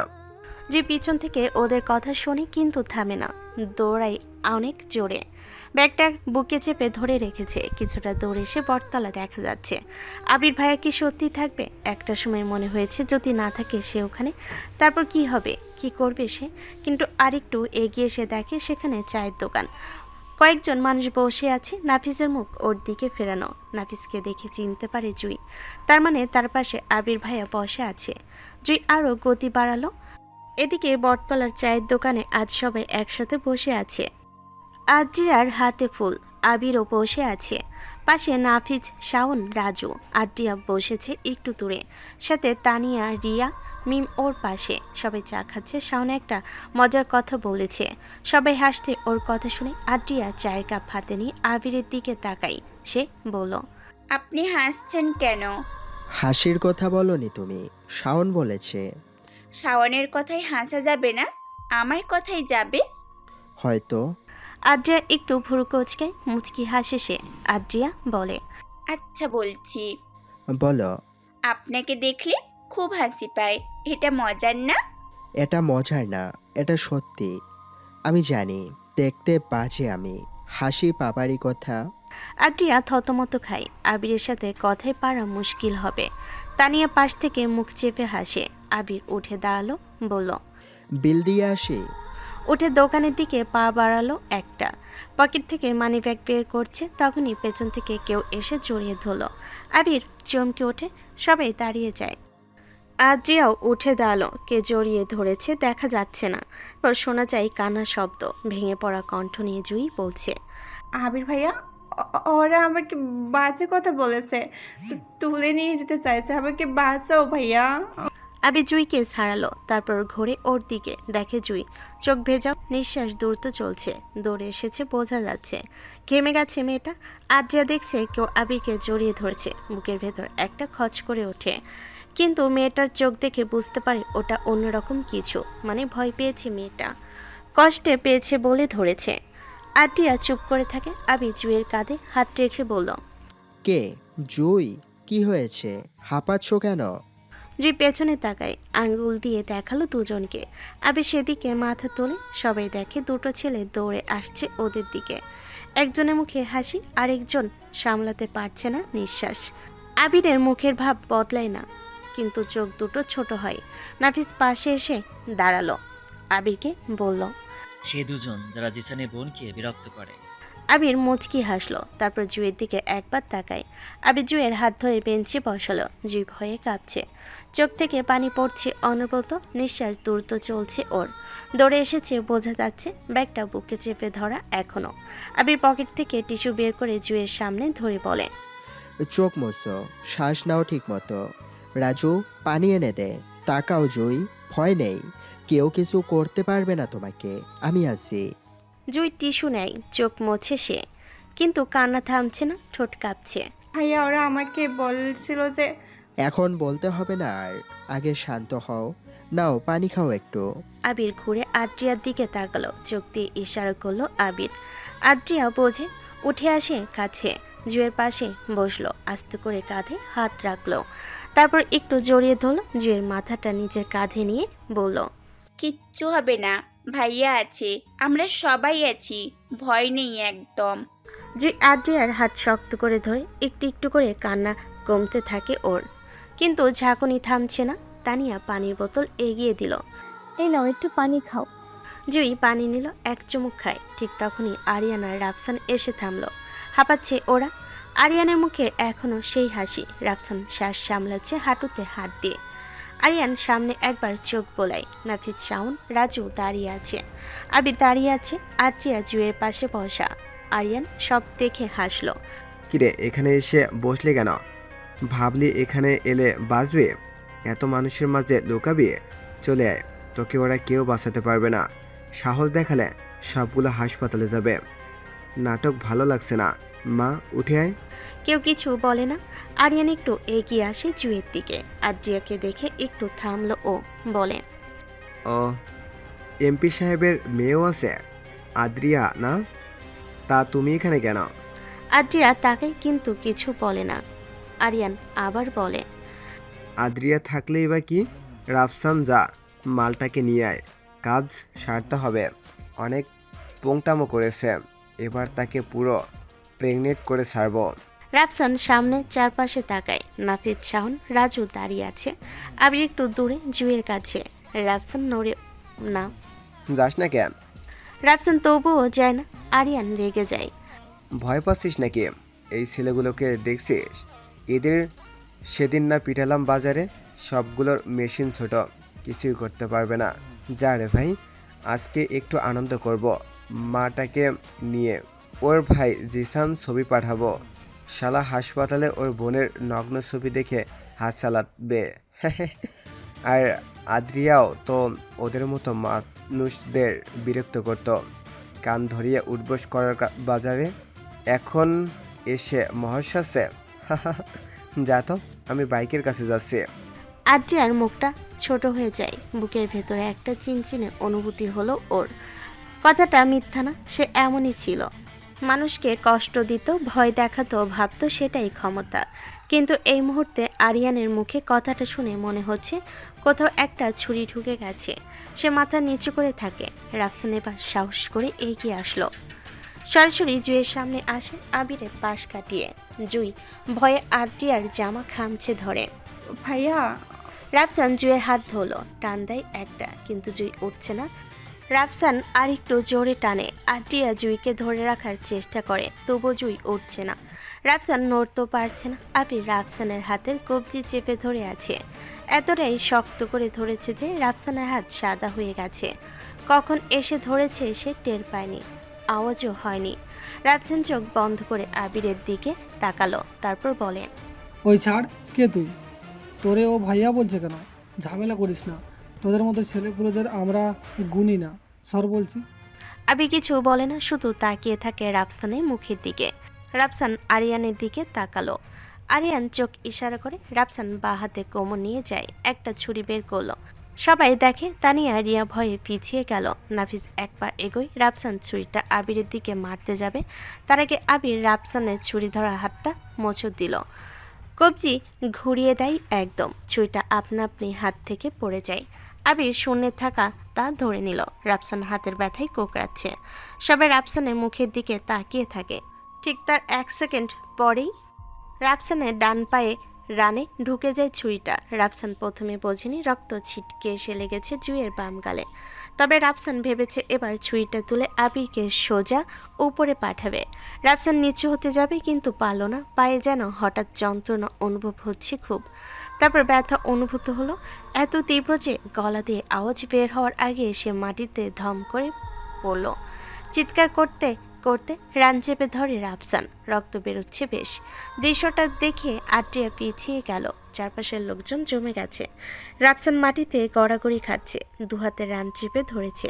চিৎকার থামছে না ওর। বাজারের লোকজন জড়ো হতে শুরু করে। আরিয়ানের মুখ সাদা হয়ে গেছে ভয়ে। একটু আগেও যে বুক ফুলিয়ে কথা বলছিল সে এখন সরে যাচ্ছে, পথ খুঁজছে, পেছনে পা সরাচ্ছে আস্তে আস্তে। নাফিস সেটা দেখছে। আরিয়ান পুরো ঘুরে যাওয়ার আগে নাফিস পেছনে গিয়ে কলার চেপে ধরে হ্যাচকা টান মারল। আরিয়ান হোঁচট খায়। নাফিস আবিরের সামনে ঠেলে দেয় ওকে। আরিয়ান সোজা হওয়ার চেষ্টা করে। আরিয়ানের চোখের দিকে তাকিয়ে কিছু একটা বলতে চাই। কে তুই? তোর সাহস অনেক বড়, আমার বন্ধুকে মেরেছিস? আবির মুচকি হাসলো। হাত থেকে রক্তটা একটু মুছে নিল টিস্যু দিয়ে, তারপর শান্ত গলায় বলে, জুইকে নিয়ে যেতে চেয়েছিলে, যা নিয়ে যা, দেখি কতটা সাহস তোর। ওর ভাইকে মেরে হাসপাতালে পাঠিয়েছি আমি, ওর পাশে তোদের না পাঠালে হবে? দেখ, ভালোই ভালোই চলে যা। আমার বাবাকে চিনিস না, সে চেয়ারম্যান এই এলাকায়, তার কথায় আইন। সে জানলে তোকে মেরে ফেলবে, তোর লাশও পাওয়া যাবে না। তাই নাকি? তাহলে তো ভালোই হবে, ডেকে আন তোর বাবাকে, আমি এখানেই আছি। আবির এগিয়ে গিয়ে ঠাস করে একটা চড় মারল আরিয়ানের গালে। চড়টা এত জোরে পড়ে যে আরিয়ান একদিকে হেলে যায়, কানের কাছ থেকে রক্ত বেরোতে শুরু করে, কান ফেটে গেছে। আরিয়ান কান চেপে ধরে বসে পড়ে। আবির নাফিসের দিকে তাকায়। নাফিস, লাঠি আন। ও মা গো, মরে গেলাম। শুয়োরের বাচ্চা আমাকে মারলে তোকে মরতে হবে দেখিস। মরতে তো সবারই হবে। নাফিস দৌড়ে কাঠের দোকানে যায়। 30 সেকেন্ডের মধ্যে একটা মোটা লাঠি নিয়ে ফিরে আবিরের হাতে দেয়। আরিয়ান উঠে দাঁড়ানোর চেষ্টা করছে। আবির পায়ে একটা বাড়ি দেয় জোরে। আরিয়ান আবার বসে পড়ে। মেয়েদের টিস করিস, তাদের বিছানায় নিতে চাস, রাত কাটাতে বলিস। কথাটা বলে পিঠে একটা বাড়ি মারল। পিঠ যেন বেঁকে যাবার মতো হয়। এত তোর সাহস কোথা থেকে আসে? বাপের টাকা থেকে, বাপের চেয়ার থেকে, কোনটা? কাঁধে একটা বাড়ি মারল। আরিয়ান যন্ত্রণায় কোকড়াচ্ছে। আবির থেমে একটু সামনে ঝুঁকে আরিয়ানের মুখের কাছে বলে, একটা কথা মনে রাখিস, কোনো মেয়ের হাসিকে দুর্বলতা ভাববি না, তার নীরবতাকে সম্মতি ভাববি না। একজন মেয়ের সম্মান শুধু তার নিজের না, তার পরিবার, তার স্বপ্ন, তার আত্মমর্যাদার সাথে জড়িয়ে থাকে। সেটা নষ্ট করার চেষ্টা করলে তোর কপালে মৃত্যু আছে রে, বুঝেছিস? আরিয়ান মাথা নামিয়ে রাখে, কথা বলতে পারছে না। আবির সোজা হয়ে পড়ল। নে, এবার প্যান্ট খোল। কি বললেন? শুনতে পাসনি? প্যান্ট খোল। তোর এত পুরুষত্ব দেখানোর শখ ছিল, দেখা। না, এটা করব না। আবির আবার লাঠি দিয়ে 3টে বাড়ি মারল পায়ে। আরিয়ান মাটিতে কুকড়ে যায়, উঠতে পারছে না একদমই, শরীর ব্যথায় কাঁপছে। আধমর অবস্থা ওর। প্যান্ট না খুললে তোকে এমন জায়গায় মারব, অজ্ঞানও হবি না, আবার যন্ত্রণাও নিতে পারবি না। খুলছে। আরিয়ান নিজে প্যান্ট খোলে। সবার সামনে বাজারের ভিতর সে একদম কাপড় ছাড়া বসে থাকে। নাফিস, ভিডিও কর। নাফিস ফোন বের করে। চারপাশে লোকজন দাঁড়িয়ে দেখছে। বাজারে সব মানুষ এসে গেছে। তখন আদ্রিয়া উঠে আসে জুয়ের পাশ থেকে, সরাসরি আরিয়ানের সামনে এসে দাঁড়ায়। আরিয়ান মাথা তুলে তাকালো, ঠাস করে দিল একটা চর। আরিয়ানের মাথা একদিকে ঘুরে। মেয়েদের নিয়ে বাজে কথা বলিস, শরীর নিয়ে কথা বলিস, তাই না? এত সাহস তোর? তানিয়া এগিয়ে আসে, আরিয়ানের মুখের উপর থুতু দেয়। ঘেন্না হওয়া দরকার তোর, শালা লিংটু। টিয়া পাশে এসে একটা লাথি মারে। মিম কিছু বলেন না, শুধু আরিয়ানের দিকে তাকিয়ে থাকে। সে তাকানোতেই অনেক কিছু আছে। আদ্রিয়া ঘুরে জুয়ের কাছে যায়, হাত ধরে ওর। জুই উঠে দাঁড়ালো। একবার আরিয়ানের দিকে তাকালো জুই, মাটিতে পড়ে আছে কাপড় ছাড়া। জুই এগিয়ে যায়, আরিয়ানের গালে কষে চর মেরে বলে, আমার ভাই কাপুরুষ ছিল, তোদের মতো কুত্তাদের সঙ্গ দিত, বোনকে পণ্য মনে করতো। ওদিকে দেখ, ওটাও আমার ভাই। সে আমারটার মতো কুত্তা কাপুরুষ না যে তোর কথা মেনে নেবে। সে হলো আসল পুরুষ, যে বোনের সম্মান রক্ষা করতে জানে, বুঝেছিস জানোয়ার? রাস্তার নেংটু কুত্তা। আরিয়ান কেঁদে ফেলেছে। হাত দিয়ে কোনো রকমের প্যান্ট আর জামা টেনে ঠিক করতে থাকে। আদ্রিয়া, তানিয়া, রিয়া, মিম সবাই একসাথে আবিরের কাছে আসলো। নাফিজেরাও কাছে আসে। ভিডিও করেছি আবির, তবে ভয় হচ্ছে। চেয়ারম্যান কিন্তু মানুষ ভালো না। রেখে দে ভিডিও, চেয়ারম্যানের বিষয়টা আমি দেখব। নাফিজ মুচকি হাসে। আদ্রিয়া আবিরের হাত ধরে। সে বুঝে গেছে যে ছেলে সে চুজ করেছে সে আসলেই একজন সেরা। বিকেলের রোদ হেলে পড়েছে। সাদেক আহমেদের বাড়ির বড় বসার ঘরে 5 জন বসে আছে। টেবিলে চায়ের কাপ রাখা, সামনে বিস্কিট, কিন্তু কেউ বিস্কিটে হাত দেয়নি। কথা চলছে। সাদেক আহমেদ মাথায় টুপি, গায়ে পাঞ্জাবি, বরফ। এমপির চেহারা তো এমনই, সাথে মুখে গাম্ভীর্য ভাব। পাশে মুন্না বসা, তারপর আজিজ আহমেদ, আরিফ মজিদ। এক কোণে বসে আছে উকিল পাভেল, ফাইল খুলে বসে আছে। সাদেক চায়ে চুমুক দিয়ে রাখলো, তারপর প্রশ্ন করে, কি হয়েছে বলো, ডেকেছো কেন এভাবে হঠাৎ? তাছাড়া তোমরা তো একসাথে সমস্যায় না পড়লে আসো না। আজিজ গলা খাকারি দেয়, চায় একবার চুমুক দিয়ে বলল, সাদেক ভাই, আমার মেজো ভাইয়ের ছোট ছেলে আবির ফিরে এসেছে 20 বছর পর। গ্রামের বাড়িতে এসেই আমাদের নামে জমির দখলের মামলা দিয়েছে। ঢাকা থেকে উকিল পাঠিয়েছে শালা। 4 দিন পর শুনানি। উকিল বাড়িতে এসে নোটিশ দিয়ে গেছে। এতদিন তো আপনি সব আটকে রেখেছিলেন, তাহলে আবির উকিল পেল কোথায়? সাদেক একটু ভুরু তোলে, চায় বিস্কিট ভিজিয়ে খেয়ে আবার বলল, জমির কেস? এটা তো আদালতের বিষয়। পাভেল আছে না, ও দেখবে। তবে আনাসে তো কৃষক, শুনেছি আমার ছেলের জমি লিজ নেয়, বর্গা করে চাষ করে। তার ছেলে উকিল ধরবে, আবার এই বিভাগে শহরে কেউ না, সোজা ঢাকা থেকে। হ্যাঁ ভাই, সে অনেক কিছুই করছে, আর সেগুলো আমরা ভাবার আগেই করে দিচ্ছি। সাদেক ভাই, শুধু জমির কেস না, আমার ছেলেকেও মেরেছে এই আবির। হাসপাতালে ভর্তি এখন জিসান। আর আমি বাচ্চাটা ফিরে এসে অনেক জ্বালাচ্ছে, খরচও দিচ্ছে বা হাসপাতালের। খোঁজ নিলাম, ছেলে নাকি চাকরি করে কোম্পানিতে, তবুও টাকা অনেক। সাদেক একটু সোজা হয়। বিষয়টা তার কাছে বেশ মজা লাগছে। একটা ছেলে 2 চাচাকে বেশ নাচাচ্ছে, তবে অবাক হয়ে বলে, তোমার ছেলেকে মেরেছে? কি বলো? হ্যাঁ, হাসপাতালেও পাঠিয়েছে? আরে কোম্পানিতে চাকরি করা ছেলে এমন হয়? হ্যাঁ হ্যাঁ, বাড়িতে এসে মেরেছে, পিস্তল বের করেছে। ভয়ে আছি কখন যে লাশ পড়ে আমাদের। এখন আপনি আছেন বাঁচানোর, আমি জামা জীবন সব আপনার কাছে আছে। মালটাকে সরানোর ব্যবস্থা করুন ভাই। কি পিস্তল? বাবা, আরেকটা কথা, হাসপাতালে ডাক্তারদেরও পিটিয়েছে ছেলেটা। আমার ল্যাবের ব্যবসায়ও হাত দিয়েছে। দালালদের মারধর করেছে বাজারের সবার সামনে। ছেলেটা সাধারণ কেউ না। এতটা দুঃসাহস কেউ তখন দেখায় যখন সে এগুলো করতে এক্সপার্ট। ও অনেক চালু বাবা। সাদেক একটু থামে, চা একেবারে শেষ করে কাপটা নামিয়ে রাখে। কিছুটা সময় ভেবে বলে, বাহ, ছেলেটা তো দেখি ভালোই কাজ করছে। হ্যাঁ, এমন ছেলে আমার দলে নেই কেন? আচ্ছা, যাই হোক, লাগবে না। ছেলেটা এত কিছু করলো, আমার কাছে এতদিন পর খবর আসলো। হ্যাঁ, সবাই চুপ, কি বলবে বুঝতে পারছে না। সাদেক আবার বলল, মানে বলছি, একটা ছেলে এসে সবাইকে কেলাবে আর তোমরা সহ্য করছো? হ্যাঁ, এটা কেমন কথা? হ্যাঁ, তোমাদের সাহস কোথায় গেল? আমার লোক হয়ে তোমরা এমন চুপসে যাবে ভাবিনি। হ্যাঁ, সাদেক ভাই, ছেলেটা যে সে নয়। ডিসির সাথে যোগাযোগ আছে নাকি? উকিল পাঠিয়েছে ঢাকা থেকে, মাসুম নাম, অনেক নাম করা। খোঁজ নিয়েছি, ঢাকার বড় উকিল সে। মাসুমের নাম শুনেছি, ভালোই ওকালতি করে। তবে আমাদের পক্ষে যুক্তি আছে। প্রমাণ পাল্টাতে সাক্ষী জোগাড় করতে কোনো বিষয় না। 20 বছর ধরে জমি ভোগ করছো আমার জন্যই। আদালতের বিষয় পাবেল দেখবে। আমি অন্য কথা বলছি। থানার আবিরকে ড্রাগস মামলায় ঢুকিয়ে দাও। এলাকায় নতুন এসেছে, কেউ চিনে না। মামলা দিলে কেউ প্রশ্নও করবে না। তারপর গোপনে ব্যবস্থা করা যাবে। কি বলো? আর এই পিকটু নড়ে চড়ে বসে। সে বলল, সাদেক ভাই, ওর কাছে তো পিস্তল আছে, ওকে হালকা ভাবলে হবে না।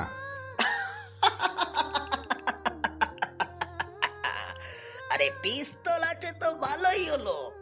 অস্ত্র মামলায় আটক করবে ওসিয়া। আরে লাইসেন্স না থাকলে সোজা জেল, চাপ নেই। তাছাড়া ছোটখাটো মানুষ পিস্তল পেল কোথায়? এই মুন্না, ছেলেটার উপর লোক লাগিয়ে দে। যতটা সহজ মনে হচ্ছে সে সহজ নয়। হ্যাঁ, মজিদ এতক্ষণ চুপ ছিল। সে সবার কথা শুনেছে। এবার বলে, বাবা, একটা কথা, আমি ওর বাপের কাছে টাকা পাই, জমির বাবদ দিয়েছিলাম। সেটার কি হবে? টাকাটা তো সে দেয় না শালা। ভাই, একটা কাজ করো, ওদের বাসায় যাও, আবারও টাকা চাও, বাপকে হুমকি দাও, চাপে রাখো। আবির আসলে তোমার লোকজন মিলে মারো। সাইজ করবা ঠিক মতো, মেরে ফেললে আরো ভালো, ঝামেলা চুকে যাবে। সবাই মাথা নাড়ে। একসাথে আলোচনা চলতে থাকে, কে কি করবে, ওসিকে কিভাবে বলবে, কোন মামলা দেওয়া যায়, এসব নিয়ে কথা হচ্ছে। তখনই বাইরে থেকে দৌড়ানোর শব্দ আসে। দরজা খুলে কুদ্দুস ঢোকে। চেয়ারম্যান কুদ্দুস হাঁপাচ্ছে খুব, মুখ লাল হয়ে গেছে ওর। চোখ ভেজা কান্নাতে। সাদেক অবাক হয়ে তাকিয়ে বলে, কুদ্দুস, কি হয়েছে? এভাবে আসছো কেন? কুদ্দুস হাঁটু ধরে বসে পড়ে সোফায়। এক গ্লাস পানি নেই, এক নিঃশ্বাসে খেয়ে ফেলে, তারপর কেঁদে বলল, সাদেক ভাই, আমার ছেলে আরিয়ান হাসপাতালে। কি কি হয়েছে আরিয়ানের? নতুন একটা ছেলে আসছে নাকি বাজারে, নাম আবির। ওই ছেলেটা বাজারে সবার সামনে আমার ছেলেকে মেরে আত্মরা করে দিয়েছে, লাঠি দিয়ে পিটিয়েছে, প্যান্ট খুলিয়েছে, সবার সামনে ভিডিও করেছে, মানুষজন হাসাহাসি করছে, আপলোড করেছে ভিডিও। কি বললে? আবির আবির এই কাজ করেছে? আরিটানের প্যান্ট খুলিয়েছে, বাজারে মারছে? হ্যাঁ হ্যাঁ, সবাই দেখেছে, ভিডিও হয়েছে। আমার ছেলে এখন কিভাবে মুখ দেখাবে? ঘর থেকে বের না হওয়ার ব্যবস্থা করেছে ও। খোঁজ নিয়েছি, আনাসের ছেলে উজানপুর গ্রামে থাকে, চেয়ারম্যান আমি। আমার এই অপমান শালারে পাইলে তুলে আনতে গিয়েছিলাম। সবাই একে অপরের দিকে তাকে। ছেলেটাকে এবার সবাই সিরিয়াসলি নিয়েছে। মুন্না বলে, কিন্তু তোমার ছেলেকে কেন মারলো? কারণ কি? আরিফের মেয়েকে নাকি বিরক্ত করতো আমার ছেলে, বাজে কথা বলতো, তাই আবির ছেলেটা মেরেছে। পোলাপান মানুষ মজা মস্তি করবে, তাই বলে এভাবে মারতে হয়? এটা বাড়াবাড়ি হয়ে গেছে। কিন্তু আরিফ হঠাৎ উঠে দাঁড়িয়ে সবাই তাকালো। কুদ্দুসের জামা ধরে টেনে বলে, শালা তোর ছেলে একটা জানোয়ার। সাদেক ভাই, পোলাপাইন মজা মাস্তি। আমার মেয়ে কলেজ থেকে বের হলে ওকে আটকাতো, শরীর নিয়ে বাজে কথা বলতো, রাত কাটাতে বলতো। আমি জানতাম না, জুই কাউকে বলতো না। জিসান থাকতো ওদের সাথে। এখন বুঝেছি আবির কেন আমার ছেলেকে মারছে। আজকে আমি ছিলাম না বলে ওর ছেলে আমার মেয়েকে তুলে আনতে গিয়েছিল। আবির না থাকলে আজ আমার মেয়েকে তুলে এনে এতক্ষণে জানোয়ারটি কী করতো তখন বলতেন মজা করেছে। ঘরে পিনপতন নীরবতা নামে। চেয়ারম্যানের জামা ছিঁড়ে দিল আরিফ। সবাই ওদের দিকে তাকিয়ে আছে। আরিফ ধাক্কা দিয়ে কুদ্দুসকে ছড়িয়ে দিয়ে বলল, তোর ছেলে জানোয়ার কুদ্দুস আমার মেয়েকে বিরক্ত করতো রোজ।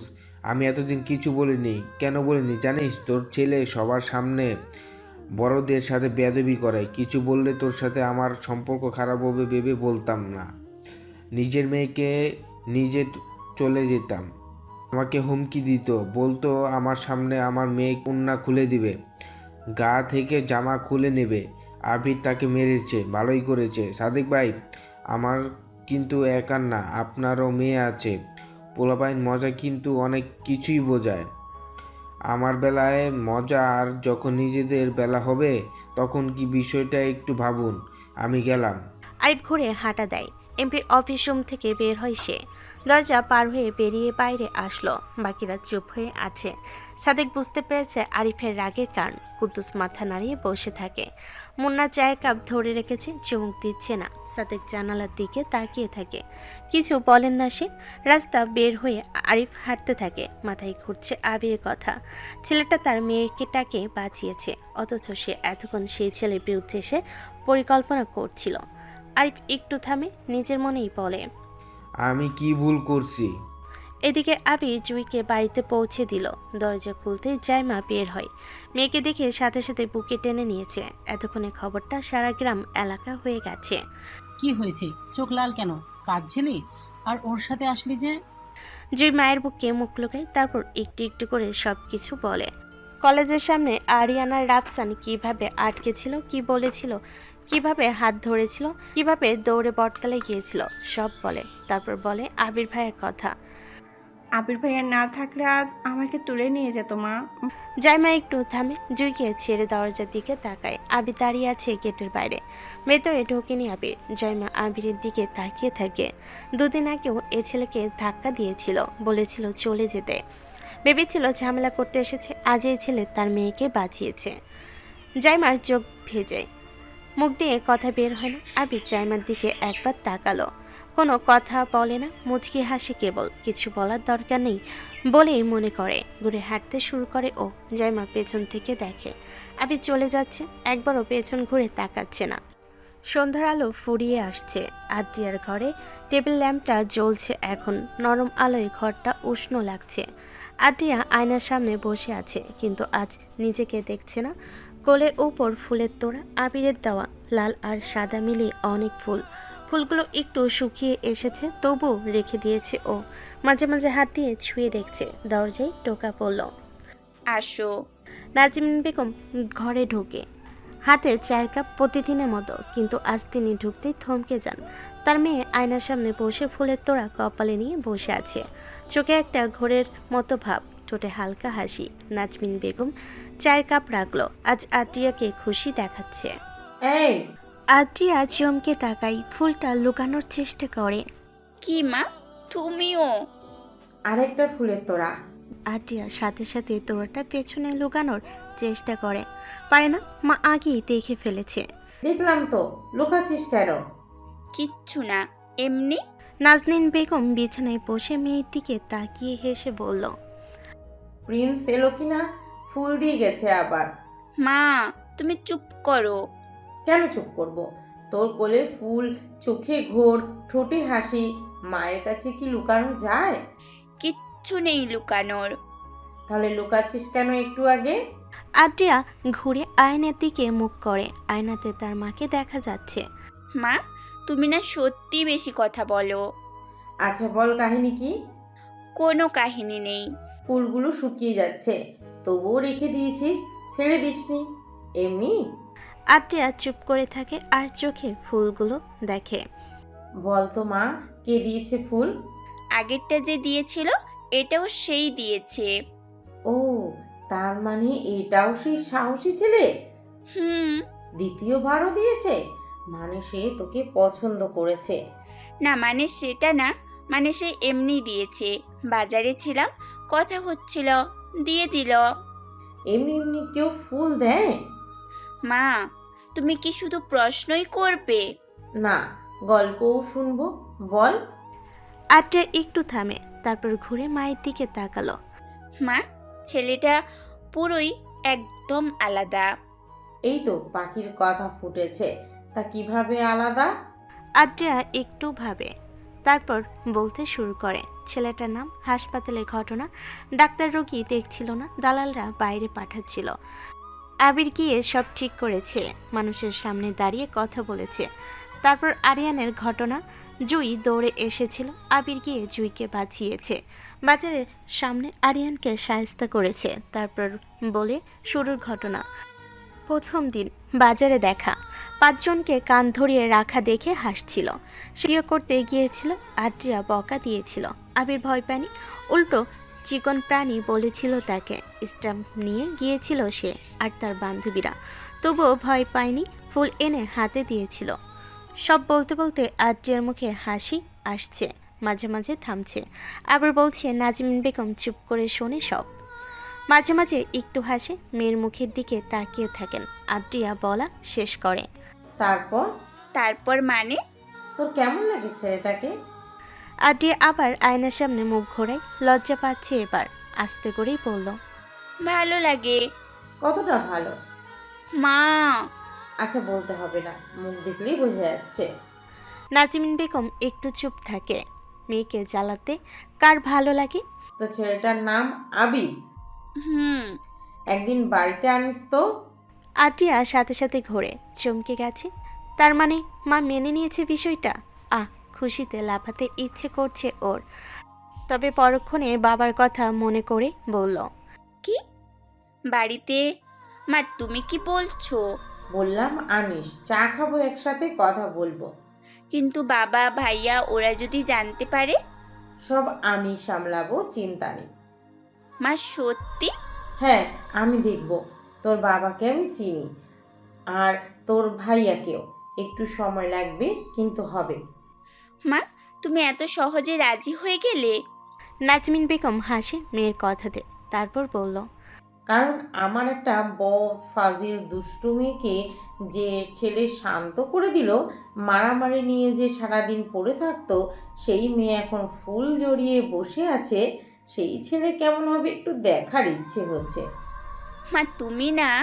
কি মিথ্যে বললাম? মিথ্যে না, কিন্তু এভাবে বলতে হয়। কিভাবে বলবো? সত্যি কথা সহজেই বলতে হয়। দুজন হাসে। নাজমিন বেগম মেয়ের পাশে সরে আসে, ফুলের তোড়াটা হাতে নেয়, তারপর বলে, সুন্দর ফুল, ছেলে রুচি ভালো। মা কি? তুমি আর খেপাবে না। ঠিক আছে, খেপাবো না। তবে একটা কথা বল, কি? তুই কি ওকে পছন্দ করিস? আদ্রি একটু চুপ থাকে, তারপর আস্তে বলে, হুম। তাহলে ভালোভাবে রাখিস, আর একদিন আনিস কিন্তু বাড়িতে। আটিয়া মায়ের কাঁধে মাথা রাখলো। তিনি হাত বোলাতে থাকেন মেয়ের মাথায়। পরের দিন সকালে আবির মাসুমের সাথে দেখা করতে যায়। মাসুম একটা ছোট্ট ঘর ভাড়া নিয়েছে বাজারের কাছে কাজ করার জন্য। আবির ঢুকতেই মাসুম উঠে দাঁড়ালো। স্যার আসুন, সব কিছু কমপ্লিট, এবার কাজ হয়ে যাবে। আবির চেয়ারে বসে রুমটা দেখলো, তারপর বলে, ঢাকায় মা বাবার কি অবস্থা? আপনার বাবা মানে মেহের স্যার, উনি বেশ আছেন। যখন বললেন আপনি আমাকে ডেকেছেন, আমি সাথে সাথে চলে এসেছি। উনি নিজেই সব পেপার রেডি করে পাঠিয়ে দিয়েছেন। আচ্ছা, কাজ যেন ঠিকমতো হয়। সামনে বিপদ আছে, সামলাতে পারবে তো, নাকি লোক পাঠাবো তোমার কাছে? পারবো, তবে দু একজন সাথে থাকলে একটু ভালো লাগে। হয়ে যাবে। কথাটা শেষ করে আবির বের হলো। এদিকে রুবাইয়া বেগম রান্নাঘরে ছিল। আনাস উঠানে বসে কাজ করছিল। বাড়িটা এখন অনেকটা ঠিক হয়েছে, রং হয়েছে, ভাঙা জায়গা মেরামত হয়েছে। হঠাৎ বাইরে থেকে গলার আওয়াজ। আনাস, ওই আনাস, শালা বুইড়া কাটাস। আনাস উঠে দরজার দিকে যায়, লাথি মেরে গেটটা ভেঙে ফেলল। তারপর মসজিদ ঢুকে পড়ে ভিতর। পেছনে দুটো ছেলে। মসজিদের চোখে মুখে রাগ। এমনিতে সে আনাসের কাছে টাকা পাবে, তারপর তার ছেলে যা করেছে সেটার জন্য সাদেক তাকে কাজ করতে বলেছে। মাজিদ বাবা আইসো? আসবো না আমি? শালা টাকা কই? আমার টাকা দে, এখনই দে। 3 দিন হয়ে গেছে কবেই। টাকা বের কর তুই। বাবা আসলে টাকা মানে জমির টাকা ফেল হারামি, দিয়েছিলাম না তোকে? দে এখন, ফেরত দে। মাজিদ বাবা সেটা তো নেই, আসলে এখনো জোগাড় করতে আবির বলেছে। মসজিদ সামনে এগিয়ে আসে, আনাসের বুকে ধাক্কা দেয়, তারপর বলে, আবিরকে রে, তোর ছেলে? সে বলবে আর আমি শুনবো? আমার টাকা আমি চাই, কাল সকালের মধ্যে দিবি। মাজিদ বাবা শোনো, আবির বলেছে। চুপ কর। মসজিদ পাশে টুলটা তুলে ছুঁড়ে মারি দূরে। টুলটা দেওয়ালে লেগে ভেঙে যায়। বাড়িঘর ভাঙচুর করে। রুবাইয়া বেগম রান্নাঘর থেকে বের হয়ে এসে বলে, কি হচ্ছে বাবা? বুড়ো মানুষের সাথে এমন করছো কেন? তুই চুপ কর বুইড়া বেটি। তোর বর টাকা নিয়েছে, সেসব ফেলতে বল। টাকা এখন নেই বাবা। টাকা আমার কালকেই চাই। বাড়ি ভাঙচুর করতে শুরু করে দুজন। আনাস বাধা দেওয়ার চেষ্টা করে। মসজিদ এক চড় মারে আর আনাসের গালে দাগ বসে গেল। শোন বুড়ো, কালকে টাকা চাই আমার। মসজিদ চলে যায়। মাটিতে বসে পড়ে দুজন। দুজন চুপ করে থাকে, কাঁদে একসাথে। আবির বাইক নিয়ে বাড়ির সামনে এসে থামে। দেখতে পায় দরজা ভাঙা। দ্রুত ভেতরে ঢুকতে দেখে উঠোনে মা বাবা দুজন বসে আছে। রুবাইয়া বেগম পাশে বসে আনাসের পিঠে হাত রাখছে। আনাসকে শান্ত করার চেষ্টা করে। দুজনের চোখে পানি। আনাস মাথা নিচু করে বসে থাকে। আবির ওদের কাছে যায়। বাবার মুখের দিকে তাকিয়ে থমকে গেল। আনাসের গালে লাল দাগ, জ্বরের দাগ তাজা এখনো, তার মানে সে মার খেয়েছে। আবিরের চোয়াল শক্ত হয়, দ্রুত আসে তার কাছে, বলে, বাবা কি হয়েছে? মা কি হয়েছে? তোমরা এখানে বসে কাঁদছো কেন? বাড়ির এই অবস্থা কেন? আর বাবার গালে কে চড় মেরেছে?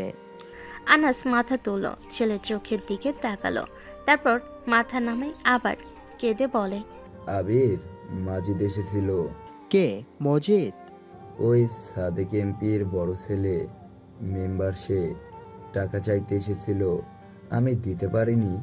তখন আনাস থামে, তখন আর বলতে পারে না। রুবাইয়া বেগম বলেন, ভাঙচুর করছে ওরা, তোর বাপকে মেরেছে, দেখ চড়ও মেরেছে ওর গালে। আবির উঠানের চারিদিকে তাকাই, ফুলের টব ভাঙ্গা, দরজার পর্দা ছেঁড়া, মাটিতে পড়ে আছে, দেওয়ালও ভাঙ্গা। আবির কিছু বলে না, চুপ করে দাঁড়িয়ে থাকে কয়েক সেকেন্ড, তারপর বাইকের দিকে হাঁটে। আবির কোথায় যাচ্ছিস? আর সীমা। রুবাইয়া বেগম উঠে দাঁড়ালো, ছেলের কাছে আসে, হাত ধরে বলে, আবির শোন, ঝামেলা করিস না, ওরা বড় মানুষ, ক্ষমতাশীল মানুষ, আমাদের আর কেউ নেই তুই ছাড়া। আবির ঘুরে মায়ের দিকে তাকাই শান্ত চোখে। মায়ের মুখটা এক হাত দিয়ে ধরে চোখের পানি মুছে দিয়ে বলল, মা বাড়িতে যাও, চিন্তা করো না, তোমার ছেলে জানে কি করতে হবে। কিন্তু ওরা জানে না আমি কি কি করতে পারি। বাবার খেয়াল রাখো, আমি ডাক্তার পাঠাচ্ছি। এইটুকু বলেই বাইকের কাছে আসলো ও। বাইক স্টার্ট দিয়ে বাজারে আসলো। আজকের বাজারটা তুলনামূলক ফাঁকা। আবির বাইক থামালো, চায়ের দোকানের সামনে রাখলো বাইকটা। তারপর বাইক থেকে নেমে ও বাজারের ভেতর তাকায়। মজিদ মেম্বারের অফিস চেনে সে, আসার পর থেকে কয়েকবার দেখেছে। বাজারের এক কোণে অফিস, একটা বড় রুম, সেটা কালো কাচের দরজা। হাঁটতে শুরু করে সেদিকে। আবি দরজার সামনে আসে, একবার একটু থামে, তারপর দরজা ঠেলে ভেতরে ঢোকে ও। ভেতরে এসি চলছে, ঠান্ডা বাতাস বইছে। মাঝখানে মজিদ মেম্বার ঘুরন্ত চেয়ারে বসে, হাতে সিগারেট ধরানো। পাশে 7-8 জন ছেলে দাঁড়িয়ে আছে। আরেক পাশে আছে চেয়ারম্যান কুদ্দুস। মজিদ মেম্বার আবিরকে দেখে ভুরু কুঁচকায়। এই কে তুমি? এখানে কি চাও? আবির কোনো কথা বলে না, ধীরে ধীরে এগিয়ে যায় সামনে টেবিলের কাছে। চেয়ারম্যান উকি দিল। মজিদের টেবিলের একদম সামনে এসে দাঁড়ালো আবির। মজিদ আবার বলে, কথা বলছো না কেন? কে তুমি? এখানে কি? আবির চেয়ারম্যানের দিকে তাকালো, তারপর শান্ত গলায় বলে, আপনি মেম্বার মজিদ, তাই না? হ্যাঁ। 10 বছর ধরে মেম্বারই করছেন। আপনার প্রতিদ্বন্দ্বী ফারুক বারবারই জিতে যায়, কিন্তু আপনি ক্ষমতায় বসেন কারণ বাবা এমপি বলে, আর গুম হয়ে যায় বিপরীত দলের লোক, তাই না মজিদ? মজিদ চমকে ওঠে। এত বড় সাহস এই ছেলের, যে কিনা বাঘের গুহাতে এসে বাঘের খাবার কারার মতো কথা বলছে। আবির মুচকি হাসলো, বলল, চেয়ারম্যান সাহেবও আছে দেখছি, এমপির পালা প্রাণী, যা করে কোনো দোষ নেই। ওই কে তুই? এখানে এসে এত বড় বড় কথা বলছিস? নাম কি তোর? আনাস আহমেদের ছোট ছেলে, যে 20 বছর আগে বাড়ি থেকে চলে গিয়েছিল। চেয়ারম্যানের ছেলেকে মেরেছে যে, আমি সেই ছেলে। মজিদ একটু চমকে ওঠে, তারপর হাসে, কারণ এটার জন্য সে টোপটা ফেলেছিল। চেয়ারম্যানকে ডেকেছে। মজিদ বলে, ও তুই ওই আনাচের ছেলে? শালা টাকা পাই, 1.5 লাখ টাকা পাই, তা দেয় না। শুয়োরের বাচ্চা, আজকে ছেলে পাঠিয়েছে ভিক্ষা চাইতে নাকি? তা টাকা কি এনেছিস? হ্যাঁ, এই নিন 1.5 লাখ টাকা। আবির একটা ব্যাগ এগিয়ে দেয় টেবিলের উপর। মজিদের চোখ লোভে চকচক করে ওঠে। সে যখন হাত বাড়িয়ে টাকাটা নিতে যায়, আবির তখনই তা সরিয়ে নিল। মজিদ মেম্বার থতমত খেয়ে যায়। আবির বলে, টাকা তো পাবেনই, কিন্তু তার আগে আমার বাবাকে যে মারধর করছেন, তার জন্য তার পা ধরে আপনাকে ক্ষমা চাইতে হবে। যেহেতু টাকা দিচ্ছি, মারের শোধ তো পাবো, তাই না? কথাটা শোনা মাত্রই মজিদ মেম্বারের চেহারার রং বদলে যায়। সে রাগে টেবিল চাপড়ে চিৎকার করে ওঠে, কান পোলা, তোর এত বড় সাহস! চিনিস তুই আমারে? তোর ওই ফকির কৃষক বাপের কাছে আমি পা ধরে মাপ চাইব? তাহলে টাকা পাবেন না মেম্বার সাহেব। ওই তোর কাহিনী দেখছি অনেকক্ষণ, আর না। ওই তোরা দাঁড়িয়ে কেন? মার শালাকে। কুদ্দুসের কথাই আবিরের পাশে দাঁড়িয়ে থাকা সজীব নামের ছেলেটা এগিয়ে আসলো। আবিরের শার্টের কলার শক্ত করে চেপে ধরে বলতে থাকে, তোর বাপকে মেরেছি কারণ 4 বছর ধরে আমার টাকা আটকে রেখেছে। এখন তুই কি করবি? যদি কাহিনী করিস তবে তোকে মরতে হবে। আবির হাসে। সে পকেট থেকে আরও 50,000-এর এক বান্ডিল টাকা বের করে টেবিলের উপর রাখে, তারপর বলে, নিন, 4 বছরের জন্য সুদ সমেত আরও 50,000 দিলাম। এবার মাপ চাইবেন কিনা বলুন। পাওনা টাকা পাইলেন, 4 বছরের জন্য জরিমানাও দিলাম। এবার তো মাপ চাইতে হবে, জলদি যান। তোর সাহস তো কম না। আমার লোক তোকে ধরে রেখেছে, তারপর তুই বড় বড় কথা বলছিস। হ্যাঁ বলছি, মাপ আপনাকে চাইতেই হবে। মজিদ হো হো করে হাসে, পাশের লোকগুলো হাসে। মাফ চাইবো? আমি মজিদ মেম্বার, এমপি সাদেকের ছেলে, তোর ওই ফকির বাপের কাছে মাপ চাইবো? হ্যাঁ। পাগল হয়েছিস তুই? না। আবির কলারের দিকে একবার তাকায়, তারপর সজীবের মুখের দিকে তাকিয়ে বলে, স্যার। সজীব ছাড়ে না। সজীব যখন আবিরকে আঘাত করতে যায়, তখনই শুরু হয় বিভৎস এক ঘটনা। আবির 1 সেকেন্ডের ভেতরে সজীবের কবজিটা ধরে ফেলে এবং জোরে শক্তি দিয়ে তা উল্টো দিকে মুচড়ে দেয়। খট করে হাড় ভাঙার শব্দ হয়। পুরো রুমে যেন স্তব্ধ হয়ে যায়। সজীব ব্যথায় চিৎকার দেওয়ার সুযোগটুকুও পায় না। আবির তাকে টেবিলের উপর মাথাটা চেপে ধরে টেবিলের উপর থাকা ভারী ব্রোঞ্জের পেপার ওয়েটটা হাতে নিল এবং দয়ামায়া ছায় আবির সজীবের কপালে আর নাকে জোরে আঘাত করতে থাকে। প্রথম আঘাতে সজীবের নাক থেতলে গিয়ে কলকল করে রক্ত বের হতে শুরু করে। আবির থামে না, সে বারবার সজীবের মাথায় আঘাত করতে থাকে যতক্ষণ না তার মাথার খুলি ফেটে মগজ বেরিয়ে আসে। টেবিলের ওপর টাকার বান্ডিলগুলো সজীবের তাজা রক্তে ভিজে একাকার হয়ে যায়। সজীবের নিথর দেহটা মেঝেতে পড়ে গেল। আবির একটা ছুরি বের করে চেয়ারম্যানের পেটে ঢুকিয়ে দিল। মজিদ মেম্বার তার বাকি লোকেদের এই দৃশ্য দেখে একদম স্থির হয়ে গেল। তারা কেউ বিশ্বাস করতে পারছে না যে এই মুহূর্তে তাদের মধ্যে কি ঘটে গেল। আবিরের সারা মুখে রক্তের ছিটা লেগে আছে। সে একটু শান্ত চোখে মেম্বারের বাকি লোকেদের দিকে তাকালো। নাহিদ আর শাহিন লাঠি নিয়ে এগিয়ে আসতেই আবির টেবিলের কোণে থাকা একটা ফুলদানিটা ভেঙে তাদের চোখের ভেতর গেঁথে দেয়। নাহিদ তার চোখের মনি নিয়ে চিৎকার করতে করতে মেঝেতে লুটিয়ে পড়ে। আবির পাশ থেকে একটা স্টেপলার মেশিন তুলে নিল। তারপর শাহিনের ঠোঁটে বিধিয়ে দেয় ও একটা চাপ দিয়ে বের করে গলার চাপড়ার গেঁথে দিল। এরপর বারবার চাপ দিয়ে তার শ্বাসনালী ছিঁড়ে ফেলে। শাহিন নিজের গলা চেপে ধরে ছটফট করতে থাকে। নাইম আর নাদির এবার পেছন থেকে আবিরকে ধরার চেষ্টা করে। আবির টেবিল থেকে একটা কেচি হাতে নিয়ে পিছন ঘুরে নাইমের পেটে 3 বার আঘাত করতে থাকে। কেচিটা নাইমের লিভার ফুটো করে দিল। আবির নাইমের কানটা দাঁত দিয়ে কামড়ে ছিঁড়ে ফেলে। নাইদ ভয় পেয়ে পালানোর চেষ্টা করলে আবির তার পায়ের গোড়ালি হাত দিয়ে ধরে ফ্যাচ করে মোচড় দিল। নাইদের গাল কামড়ে ছিঁড়ে মাংস বের করে আনে। আবির রুমের মেঝেতে এখন লাশের স্তূপ মনে হচ্ছে। কারো চোখ উপড়ে গেছে, কারো নাক নেই, কারো গলা দিয়ে ফিনকি দিয়ে রক্ত বের হচ্ছে। এই বিভৎসতা ভাষায় প্রকাশ করার মতো নয়। আবির প্রতিটি মানুষকে মারার সময় তাদের শরীরে সবচেয়ে সংবেদনশীল জায়গাগুলোতে আঘাত করেছে, যাতে তারা অসহ্য যন্ত্রণায় মারা যায়। মেম্বার মজিদ তখন নিজের চেয়ারে স্ট্যাচু হয়ে বসে আছে। তার পুরো শরীর ঘামে ভিজে গেছে। সে নড়াচড়া করার শক্তি হারিয়ে ফেলেছে। তার সামনে যে দৃশ্য ঘটেছে তা কেবল কোনো মানুষের কাজ হতে পারে না। আবির ধীর পায়ে এগিয়ে গিয়ে মজিদের সামনে রাখা চেয়ারের কাপড়টা হাতে নেয়। তার হাতে রক্ত মাখামাখি। সে কাপড়ে রক্ত মেশানো চায় এক চুমুক দিল। তারপর মজিদের চোখের দিকে তাকিয়ে একটা রহস্যময় হাসি দিল।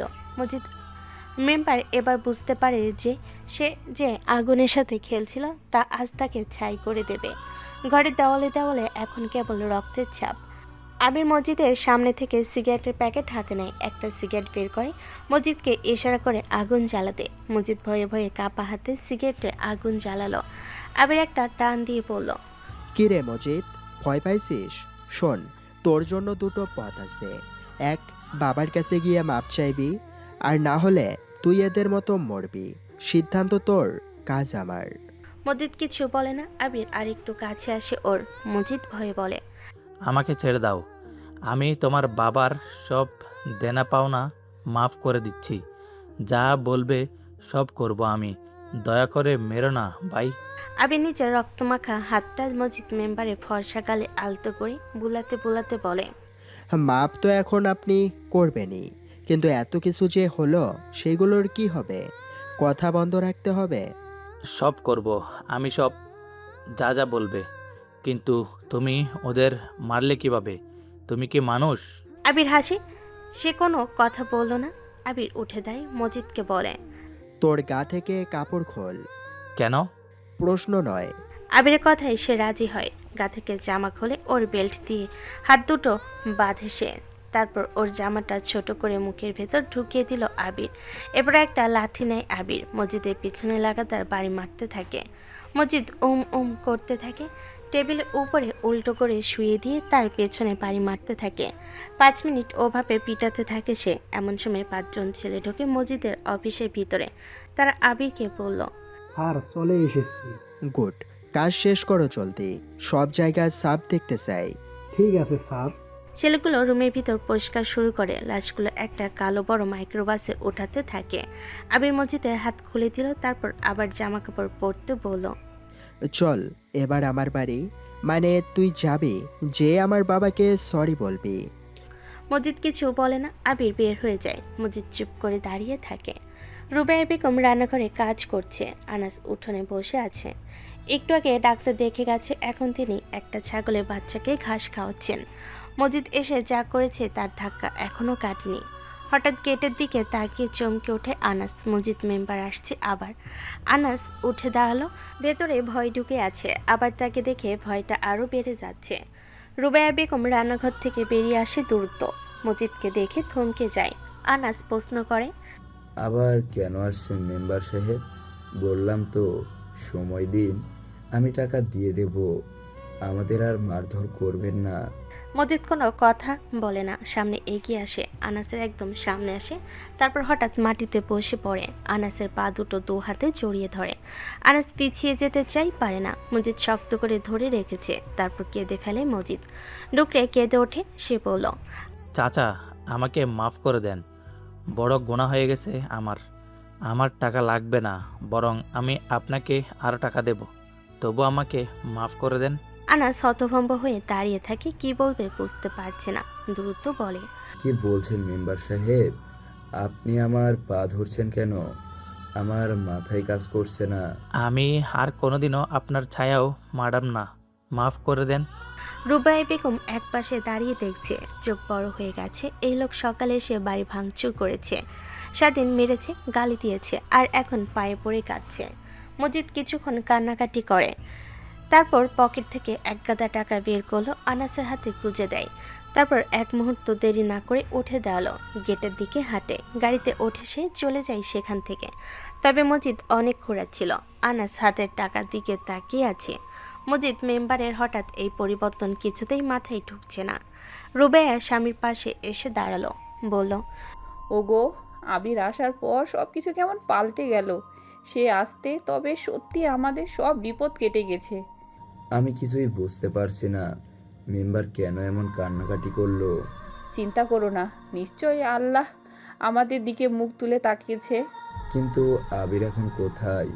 সে বাড়ি ফিরবে না? বললো তো একটু বাজারে যাবে নাকি, সে তো অনেকক্ষণ আগে গেছে। ওই মেম্বারের চেহারাটা দেখলে কেমন মরা মানুষের মতো ফ্যাকাশে হয়ে গেছে। খোঁড়াচ্ছিল হাঁটার সময়, খুব কষ্ট করেই হাঁটছিল। চেহারাটা সকালের মতো নেই। সে যাই হোক, অন্তত আমাদের আর জ্বালাবে না, এটা তো বলে গেছে। চেহারায় ভয় লেগে গেছে গো। আবির ফিরলে ওকে সব জিজ্ঞেস করতে হবে। আমার মনে হচ্ছে আবির যে কথা বলেছে, আবির মেম্বারকে পিটিয়েছে। রুবাইয়া তার স্বামীর দিকে তাকিয়ে থাকে। আনাস খুশি না হলেও রুবাইয়া খুব খুশি। বাজারে চায়ের দোকানে একা চুপচাপ বসে আছে আবির। তার এক হাতে চা, অন্য হাতে মোবাইল ফোন। চ্যাট করছে তার শহরের বাবার সাথে। ঠিক তখনই হিলপায়ে এগিয়ে আসে কেউ। আবির তাকাতে দেখে আদ্রিয়া তার ঠিক সামনে এসে দাঁড়িয়েছে। আদ্রিয়া সরাসরি আবিরের চোখের দিকে তাকিয়ে বলে, কি করছো? আবির মাথা তুলে তাকায়। আদ্রিয়া তাকিয়ে আছে সামনে, চোখে হালকা একটা দুষ্টামি ছাপ। আবির একটু অবাক হয়ে গেল। মেয়েটা হুট করে তুমি করে বলছে, এই প্রথম শুনলো ওর থেকে। আবির মুচকি হেসে ফোনটা পকেটে রাখে, তারপর বলল, এই তো এমনি বসে আছি নাফিসদের জন্য। তুমি হঠাৎ এইদিকে আসলে, কলেজে যাওনি? আমি আসবো না কেন? এটা কি শুধু তোমার জন্য নাকি? আমার এলাকা। আবির হাসে আদ্রিয়ার কথা শুনে। মেয়েটা দেখতে খুব সুন্দর লাগছে, কালো রঙের থ্রি পিস পরেছে। আবির বলে, না না, আসবে তো তুমি, ভালোই হলো তুমি আসাতে। আদ্রিয়া একটু থেমে থাকে। দুপুর প্রায় হয়ে গেছে। আদ্রিয়া তারপর সরাসরি বলে, আবির, আমি মাকে তোমার কথা বলেছি, আমার মা তোমার কথা জানে। আবিরের হাসিটা একটু থমকে যায়। সে সোজা হয়ে দাঁড়ালো। এই মেয়ে তো অনেক ফাস্ট। আবির চমক নিয়েই বলে, কি? কেন বলেছ?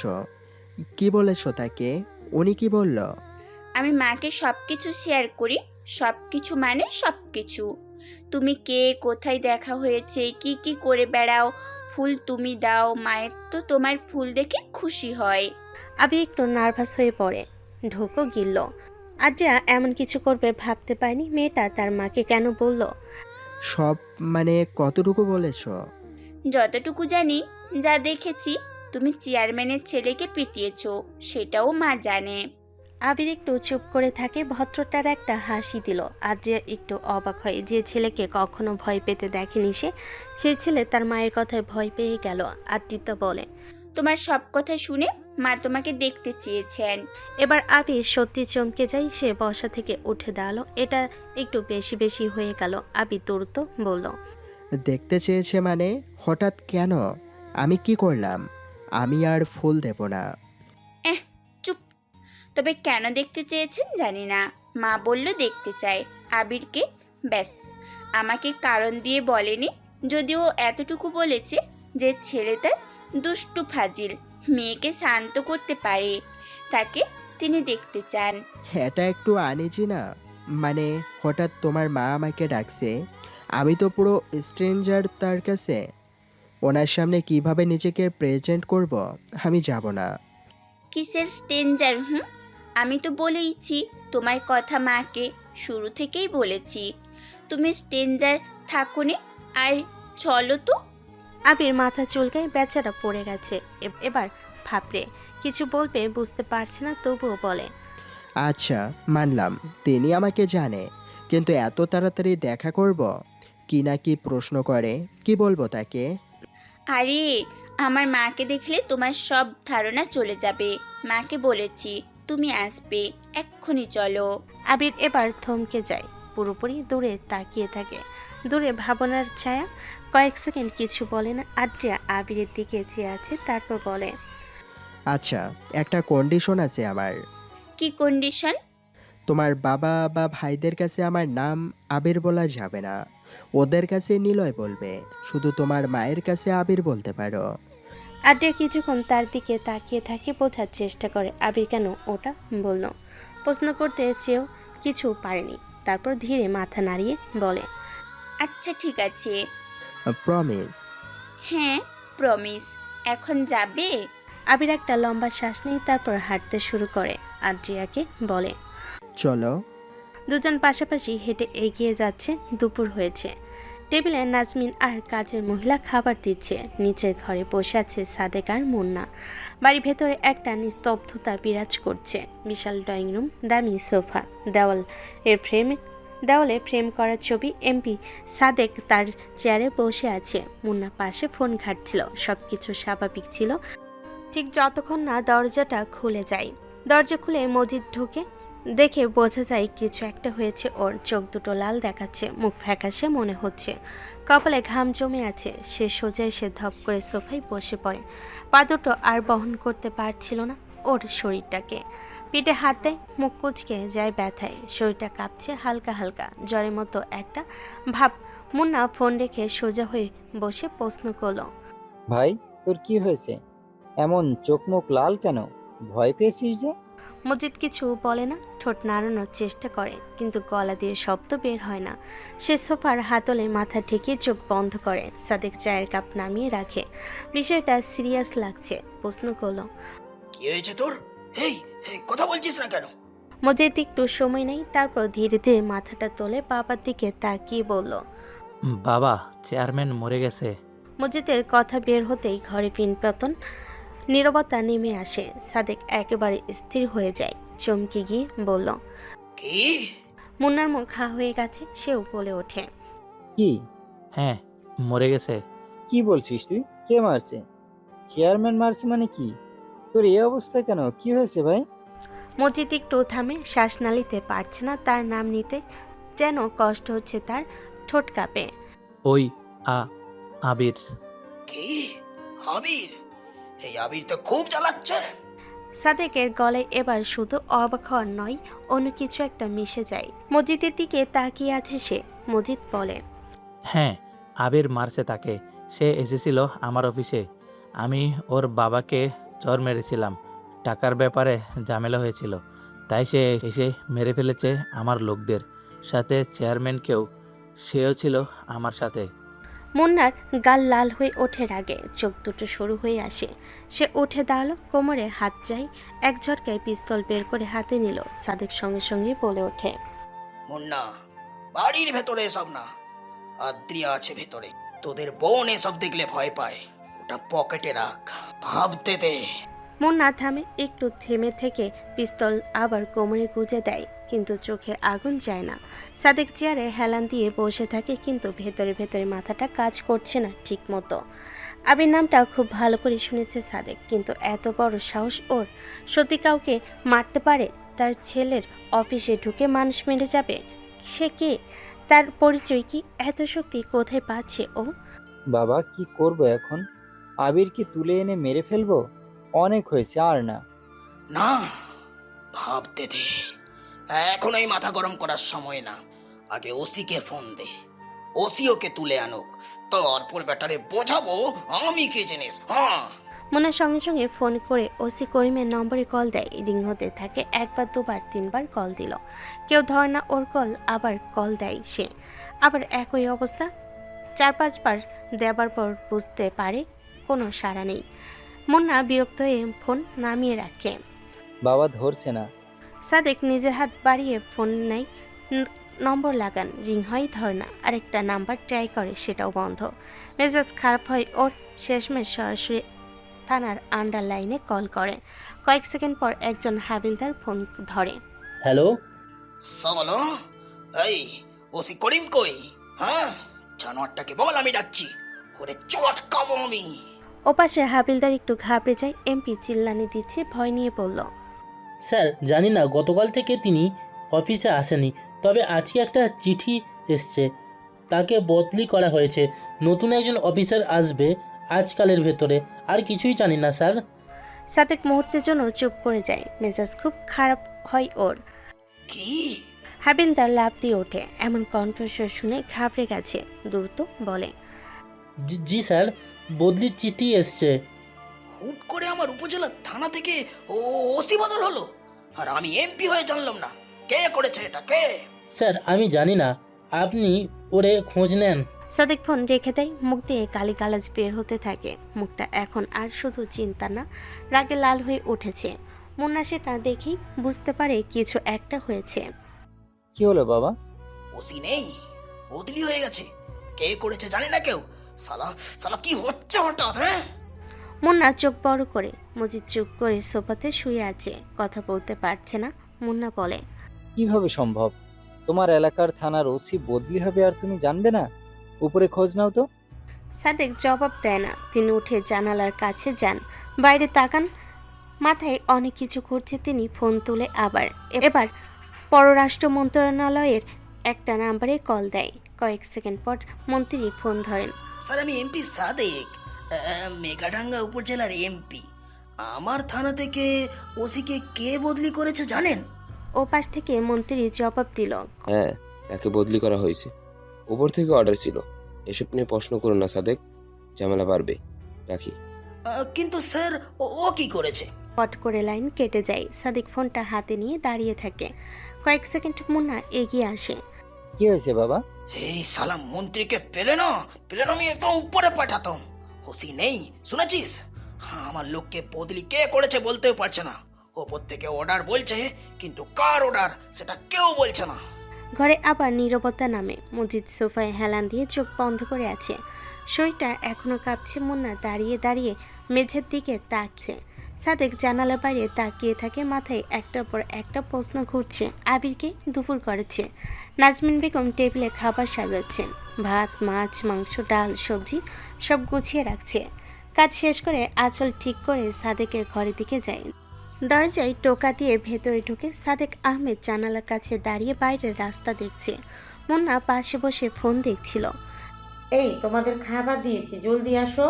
সাদেক ঘুরে তাকায়। মুন্নাও তাকালো দরজার দিকে। সাদেক বলে, আসছি। আর শোনো, আমার বান্ধবী ছেলে আসবে এখন। রাস্তায় দেখেছিলাম তাকে, আদ্রিয়াকে পাঠিয়েছি নিয়ে আসতে। আসো খাবার খেতে, ওরা চলে আসবে এখনই। সাদেক মাথা নাড়ে। নাজমিন পা বাড়বে, তারপর হঠাৎ খেয়াল করে মজিদের মুখটা ফ্যাকাশে। চুপচাপ বসে শুয়ে আছে গুটিসুটি মেরে। চোখ মুখ লাল হয়ে গেছে। সে বলল, আর মজিদের কি হয়েছে? অমন করে আছে কেন? জ্বর আসছে ওর মা। কি? আচ্ছা ডাক্তারকে ফোন করো না কেন? আমি করছি। মজিদ খাবি না বাবা? মজিদ তাকাতে পারে না। মার খেয়ে অনেক ব্যথা হয়েছে।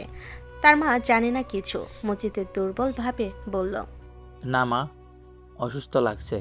নাজমিন বেগম আর জোর করে না, মজিদকে ডাকে না, আর নিজেই ডাক্তারকে কল দিল। কয়েক কথা বলে ফোন রাখেন তিনি। ডাক্তার একটু পর এসে দেখে যাবে। চলো খেতে যাই। সবাই খাবার টেবিলের দিকে যায়। সাদেক মুন্না বসে পড়ে। নাজমিন বেগম খাবার পরিবেশনের প্রস্তুতি নিচ্ছে। ঠিক তখনই কলিং বেল বাজলো। নাজমিন বেগম হাত মোছে ওরা চলে এসেছে। দরজার দিকে এগিয়ে যান তিনি।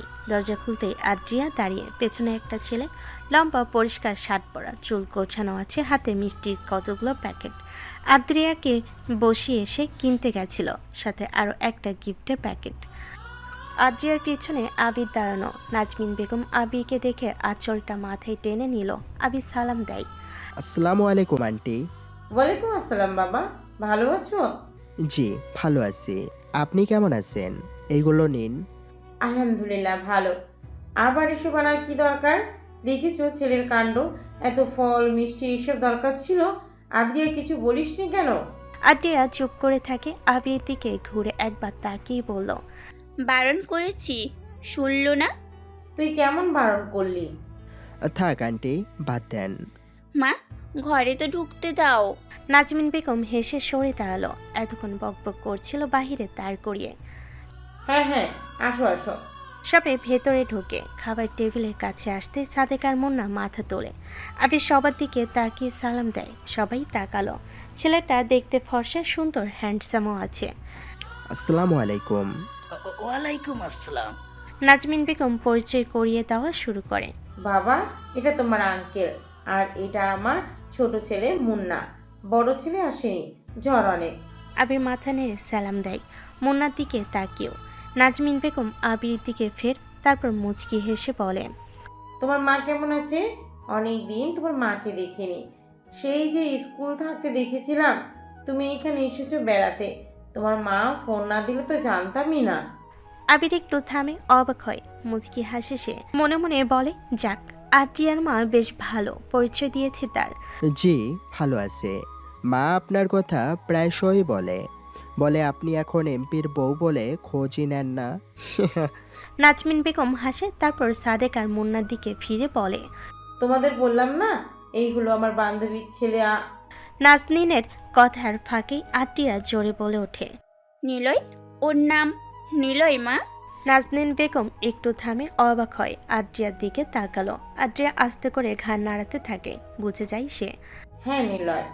আদ্রিয়া চোখে চোখে ইশারা করে আবিরের আসল নাম না বলতে। নাজনীন মনে মনে ভাবে, আদ্রিয়া হয়তো তার বাবার সন্দেহ এড়াতে চেয়েছে। নাম জানলে সাদেক ঝামেলা করতে পারে। আবির আবার সালাম দেয় সবার দিকে তাকিয়ে। সাদেক হাত নেড়ে বলে, আসো বসো এখানে, খাবার শুরু করি। আবির এগিয়ে গিয়ে বসে। নাজনীন বেগম প্লেট এগিয়ে দেয়, তারপর নিজ হাতে ভাত তুলে দিল। মাছ মাংস দেয়। একদম জামাই আদরে যত্ন করে খাওয়াতে থাকেন। সাদেক আর মুন্না অবাক হয়ে তাকিয়ে থাকেন। নাজনীন বেগম এমনভাবে যত্ন করছেন যেন ছেলেটা তার নিজের মেয়ের জামাই। সাদেক খাবার শুরু করে প্রশ্ন করে, থাকো কোথায়? আবির একটু সোজা হয়ে বসে, তারপর তার দিকে তাকিয়ে বলল, জি জি ঢাকাতে। ঢাকার কোথায়? জি ঢাকা আদালতের কাছেই থাকি, বাবা উকিল তো তাই।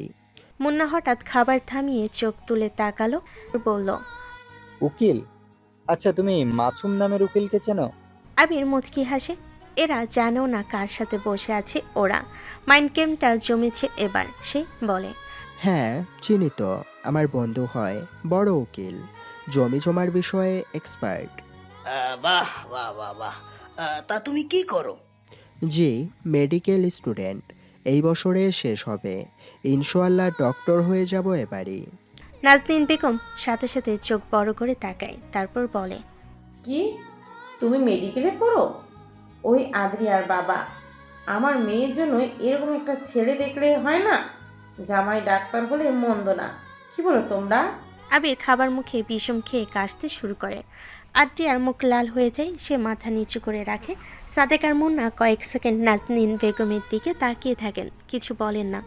নাজনীন বেগম পানি এগিয়ে দেন আবিরের দিকে, তারপর বলে, পানি খাও বাবা। আবির পানি খায়, কাশি থামে। সাদেক একটু চিন্তা করে বলেন, বিষয়টা খারাপ না, যেহেতু তোমার বান্ধবীর ছেলে আবার প্রায় ডাক্তার, বাবা উকিল, ব্যাস, আমি না হয় বিষয়টা নিয়ে ভাববো। এই মুন্না, একটু খোঁজ খবর নিস। হ্যাঁ হ্যাঁ বাবা। তারপর মুন্না আবিরের দিকে তাকাই। মুন্না বলে, তবে নিলয় সাহেব, আমার বোন কিন্তু খুবই ধড়িবাজ, শয়তানের 10 নম্বর হাড্ডি। ওর হাতে নখ আছে, ভুলেও কিছু করবেন না, নখ কিন্তু বসে যাবে গায়ে। ভাইয়া, আহ মুন্না, কি বলিস? কিন্তু আপনি তো এমপি আঙ্কেল। কিন্তু মুন্না ভাই উনি কি করে? আমার বাবা আবার ভালো ফ্যামিলি ছাড়া বিষয়টা নিয়ে এগোবে না। যদিও আমি যা বলি তা ওনারা মেনে নেয়। আপনি এমপি জানলে ওনারা রাজি হবেন। মুন্না একটু চুপ করে থাকে। সে কবে মাস্তানি এলাকায় খুন খারাপি করা তার নেশা, কিন্তু এখানে বলা যায় না, তাই বলল, বিজনেস করি আমি, গ্রামে জমি আছেই, মাছের বিজনেস, ফলের বিজনেস, এসব করি। আবির মুচকি হাসে, কিছু বলে না, চুপ করে আবার খেতে থাকে।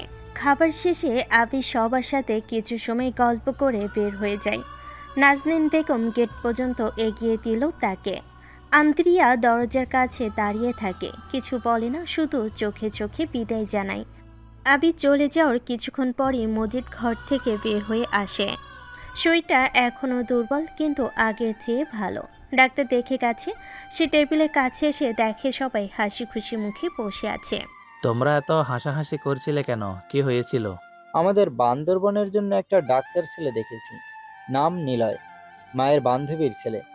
ভাইয়া, তুমি দেখলে না ছেলেটাকে? খুবই ভালো ছেলে, সবার সাথে মিশে গেছে, বাবাও রাজি। ও, তোমাকে ডাকতে পারতে। কেউ আর কিছু বলে না। নাজনীন বেগম ততক্ষণে ব্যাগগুলো খুলতে শুরু করেছে। আন্দ্রিয়া বারবার বারণ করেছিল আবিরকে কিছু আনার দরকার নেই। আবির শোনেনি। প্রথমে বের হয় একটা পাঞ্জাবি, দেখতে বোঝা যায় বেশ দামি। নাজনীন বেগম সেটা সাদেকের দিকে বাড়িয়ে দেয়। এটা তোমার জন্য, আমার মেয়ে জামাই আনছে। সাদেক হাতে নিয়ে কাপড়ের মান দেখে, মুখে একটা সন্তুষ্টির ভাব আসলো। তারপর একটা শার্ট বের হয় মুন্নার জন্য। এটা মুন্না তোর? মুন্না শার্টটা হাতে নিয়ে উল্টে পাল্টে দেখে, চোখে মুগ্ধতা। সে বলল, বাহ, ভালো জিনিস তো। এরপর আরেকটা শার্ট মজিদের জন্য। এটা মজিদ তোর? মজিদ অবাক হয়, তাতে হাতে নেই। তারপর নাজনীন বেগম নিজের জন্য বের করা একটা শাড়ি দেখে চমকে যায়। সুন্দর কাজ করা, দামি কাপড়। এটা আমার জন্য, কি সুন্দর। হ্যাঁ মা, তোমার নামই লেখা ছিল ব্যাগে। নাজনীন বেগম শাড়িটা বুকের কাছে চেপে ধরে। সবশেষে একটা ড্রেস বের হয়, দেখে বোঝা যায় ভালো মানের। আন্দ্রিয়ার জন্য আনা। আন্দ্রিয়ার গাল লাল হয়ে যায় লজ্জায়। সে চোখ নামিয়ে নেয়। নাজনীন বেগম সবার দিকে এগুলো বাড়িয়ে দিয়ে বলেন, দেখো দেখো, আমার মেয়ে জামাই কি কাজটা না করেছে। প্রথমবার আসলে কেউ এসব কেনে? পাগল ছেলে একটা। আদ্রিয়া, তুই বারণ করিসনি? করেছিলাম মা, ও শোনেনি। মুন্না শার্টটা গায়ে মিলিয়ে দেখে, তারপর বলল, সাইজে তো একদম ঠিক, কিভাবে বুঝলো? আদ্রিয়া বলেছে, তাই না? সাদেক পাঞ্জাবিটা হাতে নিয়ে আবার দেখে বলল, ছেলেটার রুচি আছে বলতে হবে। সবার মুখে আবিরের প্রশংসা চলতে থাকে। মজিদও শার্টটা নিয়ে খুশি। ঘরে একটা আনন্দের আবহ তৈরি হয়। ওদিকে আবির বাড়িতে ফিরে বসে আছে। নাফিজও সাথে। দুজন উঠানে চেয়ারে বসে গল্প করছিল আজকে কি কি হয়েছে সেসব নিয়ে। সব শুনে নাফিস বলল, যদি বুঝি তুই নিলই না আবির, তাহলে কি হবে ভাবছিস? ওর লোকদের মারছিস, তার বড় ছেলেকে মারছিস। সাদেক কিন্তু সহজে ছেড়ে দেবে না। তারপর ওর মেয়ের সাথে তোর বিষয়টা ভাবা যাচ্ছে না, ভয় লাগছে রে। আরে ওসব পরে দেখা যাবে। হঠাৎ গেটের দিকে তাকিয়ে দেখে জাইমা আসছে, সাথে জুইও। রুবাইয়া বেগম তাদের দেখে রান্নাঘর থেকে বের হয়ে আসে। পিঠা বানাচ্ছিলেন তিনি। জাইমাকে দেখে মুখে খুশির ছাপ ফুটে ওঠে। আরে জাইমা, এসো এসো, কি খবর? জাইমা ধীরে ধীরে এগিয়ে আসে, চোখে একটা অনুতপ্ত ভাব। কাছে এসে রুবাইয়া বেগমের হাত দুটো ধরে ফেলে। আবির উঠে দাঁড়ালো। ভাবি, মাফ করে দাও আমাকে। তোমার প্রতি করা অন্যায় আমি অনুতপ্ত। আমি বুঝতে পেরেছি আমার খারাপ ব্যবহার করা ঠিক হয়নি। রুবাইয়া বেগম অবাক হন। যে মেয়ে তাকে তাদের বাড়িতে নিয়ে কাজ করাতো, কাজ ঠিকমতো না করলে মারত, কাজের শেষে খাবার দিত, সেই মেয়ে এখন এসে মাপ চাচ্ছে। আবিরও অবাক হয়, আনাসও অবাক হয়ে দেখছে। কি বলছো জাইমা? কি হয়েছে? হঠাৎ এভাবে কথা বলছো যে? জুয়ের মুখেই শুনেছিলাম আবির বাজারের চেয়ারম্যানের ছেলেকে পিটিয়েছে জুয়ের জন্য, ওকে বাঁচিয়েছে। তার মতো ভাই পাশে থাকলে কোনো বোন কখনো কাঁদবে না। আর আমি সেদিন তোমাদের সাথে এত খারাপ ব্যবহার করেছিলাম, ভাবতেই লজ্জা লাগছে। মাফ করে দাও ভাবি। আনাস ভাই, মাফ করে দিও আমাকে। রুবাইয়া বেগমের চোখ ভিজে আসে। আনাসও কেঁদে ফেলেছে, আর চোখে আবিরকে দেখেন আনাস। রুবাইয়া জাইমার হাত ধরে বলল, ছাড়ো এসব পুরনো কথা, সব ভুলে যাও। আমি ভুলে গেছি সব। হ্যাঁ, ছোট বউ, সব ভুলে যাও। আসো, বসো। আবিরের মা, যাও, পিঠা বানাচ্ছিলে না, ওদেরকে দাও। জুই এতক্ষণ একটু দূরে দাঁড়িয়েছিল, আবিরকে দেখে সেখানে আসলো। আবির আর নাফিস দাঁড়িয়ে আছে, এসে বলল, ভাইয়া। আবির তাকালো জুইয়ের দিকে। জুই কাছে এসে আবিরকে জড়িয়ে ধরে, তারপর বলে, ধন্যবাদ ভাইয়া, তুমি না থাকলে সেদিন কি হতো জানি না, তবে এতটুকু জানি খারাপ হতো। আবির জুইয়ের মাথায় হাত রাখে, হাত বুলিয়ে বলে, ধুর পাগলি, এভাবে বলতে হয় না, নিজের খেয়াল রাখবে।